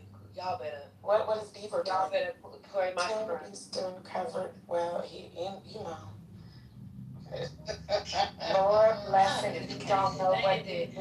All day. Let me just tell y'all. All day I deal with that. All day. Sometimes in the nighttime I don't want to deal with that. Oh God. Oh, Spiritus, are you there? Yes, ma'am. Fabulous. I need to double check their roster, but there is a young man on the Turkey team who everybody's been going up for because they think that he's so attractive. He's made all the attractive soccer player lists. So I'll be the judge of that. Okay. Exactly. So that's one thing to look out for, and then you'll see Timothy, and so there's that. Oh, thank you for that heads up. Episode 10, in case you're wondering. Oh, praise God, you will be up to date by this weekend. Oh, I can't wait. Yes, gay Pride weekend aside, I will be caught up. Oh my God. Watching the Polygamist? No, he watching Love Island. He's a gay. But this is That clarification wasn't there. I need it. It took me out. I'm so sorry for laughing. That was extra, to be honest. well, I mean, from one to another. How about that? I just think the white boy is bulimic because the first episode, I thought he had a decent body, shriveling away by episode 10. Well, I mean, you also have to remember they for all of them get put on a fake ass crash diet, and so because they're not eating like that, they all like lose a whole bunch of weight on that damn show as time goes on. I need to get on that show. Wait. I mean, Scotty, you can just get some GLP-1. What's going on? This is true. I'm too lazy. Yeah. Go ahead and get you a wee goovy. What's it called? Wee gummy pill. What's it? Is it wee gummy? Yeah. I'm not Get you a lying. wee gummy pill. I'm not lying. I have eyes and I see what's happening here. So I don't know. That's another. Wait, I'm not talking about no side effects. No, I'm just saying to you. I'm just saying to you. You said Oh yeah. that No, you need to diet. And Oh, I know you a cake, so I'm pretty sure you already had the wee gummy before it was out. So anyway, go ahead. Oh my. yeah, I'm also Gen X too. So What does that mean? You got Botox? That's what that means? What happened? What's going on? who said that? Who's spreading lies? You got Botox, spiritus. You got Botox. Oh, you can tell us. Is spreading lies on this damn dirty I filthy. have lip fillers. I have lip fillers. Did you know that? All I'm saying, you know what? I'm not saying anything. Okay. I got lip fillers. You know what kind of lip fillers I got? Hello? I don't know what they. I don't know what lip fillers are. Oh, you don't want to fall. You don't want to fall for it. Okay, I got you. You know, I'm in New York. I'm metropolitan. Yeah, it was a trap because I was gonna say he was gonna say, "Oh, girl, what kind of lip fillers you got?" And I was like, "Negro ones." Oh. I don't even know what the names of lip fillers are. I'm not that dialed in yet. But also I don't need them, so thank you. There's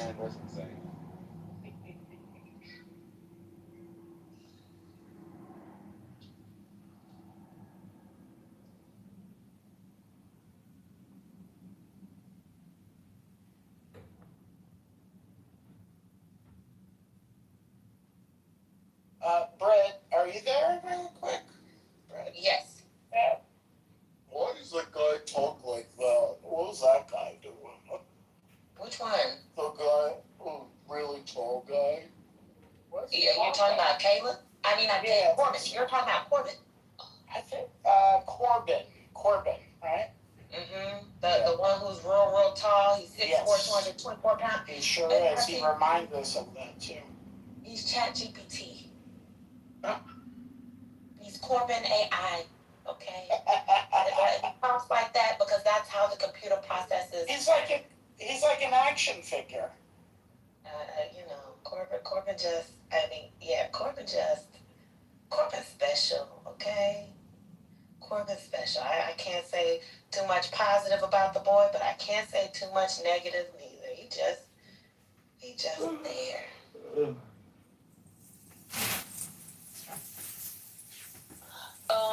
Have y'all seen the Poly Market ad? The ad that's out now. I've seen the Calci ads every time. I'm not. I said Poly Market. Oh, okay. No, I thought it was on one. I have to double check on their page, on their Twitter. It's the one with what's his face? Who's that music producer? No, it's not. Well, I'm gonna put it in the chat for everyone. 1 second. They have one with him there. And Future.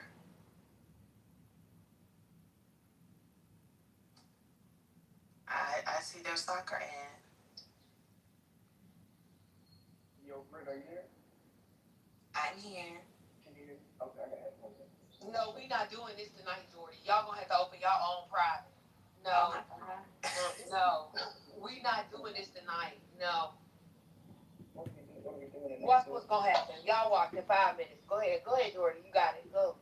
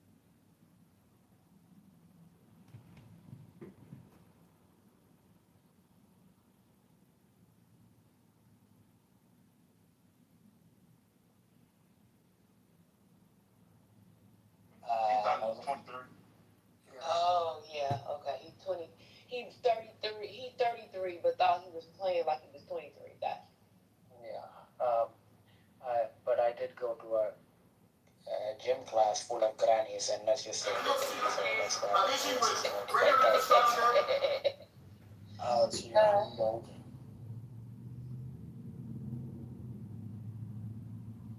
Sorry, a stream full of what? Grannies. Oh, Yeah. boy. Oh, Lord, let me say something. That G and R sounded like something else. Yeah. No thanks. I knew it wouldn't take you 2 days to go back to the interview. Why did you need to clarify that step? I just got that, brother. I knew that's not what you said. But that's why I had to clarify, because I was like, no, that's not. Tell me more. Tell me. Because you can't help yourself. Same old person. Same old. The fact that y'all are committed to me not being wholesome is insane. Listen, I ain't committed to shit. You're just who you are. Just accept it. You are a messy human being. There's nothing wrong with it. Oh, no, he's not. Okay. How about this? He's a wholesome, messy human being. Does that work for you, your mama? I think he just. Because I'm not leaving out the messy part of it. Okay, well, I think that's a persona he uses for the app. I don't think he's really messy. You know what's funny? He used to be so wholesome though, and then he started trolling. Then should we just call him Trollsome? Because someone tried that. Oh yeah, Trollsome would be good. Okay, I'm happy to call him Trollsome. He's still a little bit messy though. I do like Brother Messy though. That's a very good name. You know, I left out something. It hit me last night. One of the things, when I'm overwhelmed trying to solve a problem at work, and this is very weird, and I've maybe for some reason my brain is fried. I think back at conversations on this app, and then, ideas start flowing just naturally. And you know how they were listing out the individuals you had to talk to in order to see if you can sustain it enough, in order to prove if you're actually going to go back to being messy or not. There was one thing that was left out. Do you remember? Not an individual, but something, a conversational topic that was left out. Brother, do you know what I'm thinking about right at this moment?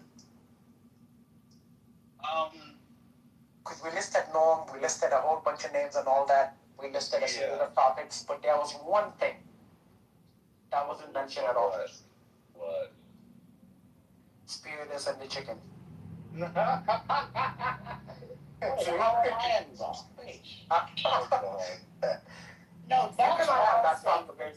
that's between us. It is between y'all. But the rest of the room. No, he's saying I can't bring that up because it's not. Brother, look in the chat. Hurricane, can you change your picture? Because I can't. Every time I look at it, I can't see which eye's looking at me. See, that's what I love. Brother Roger, let me tell you something. I don't care what you say. That man got a Dojan from Mississippi and Alabama in the blood. Y'all can't tell me otherwise. Well, I just want to say, brother, that in a world that rewards outrage, indecency, cynicism, etc., you are a breath of fresh air, and you are needed. Your decency, your quiet power, all of that is needed at this moment in this space. God bless. Your mama. Did this dude just sound like a politician to you? You've been around politicians enough to be able to tell. No. When someone seems like he's been practicing a stump speech. I was digging deep on that one between work and hours. Thank you. Nope. Not the cynicism line.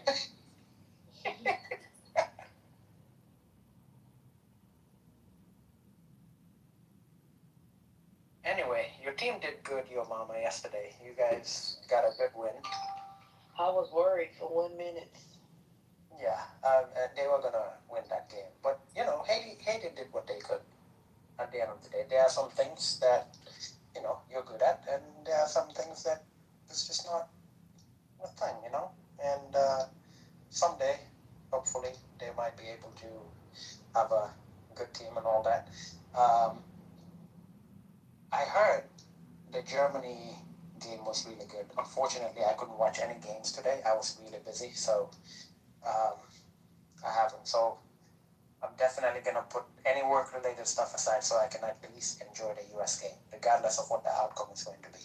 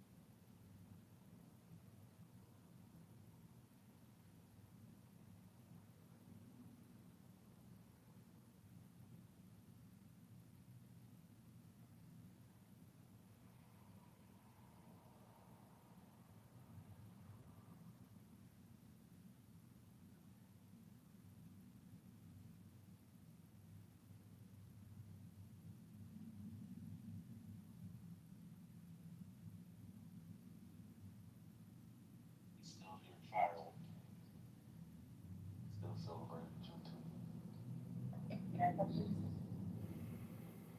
Wait, what happened in Venezuela with the earthquakes? Oh my God, I'm just catching up.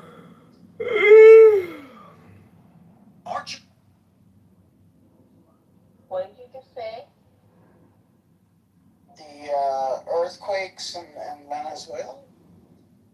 Oh, that's not the earthquake. It's basically been like a whole circulation earthquake.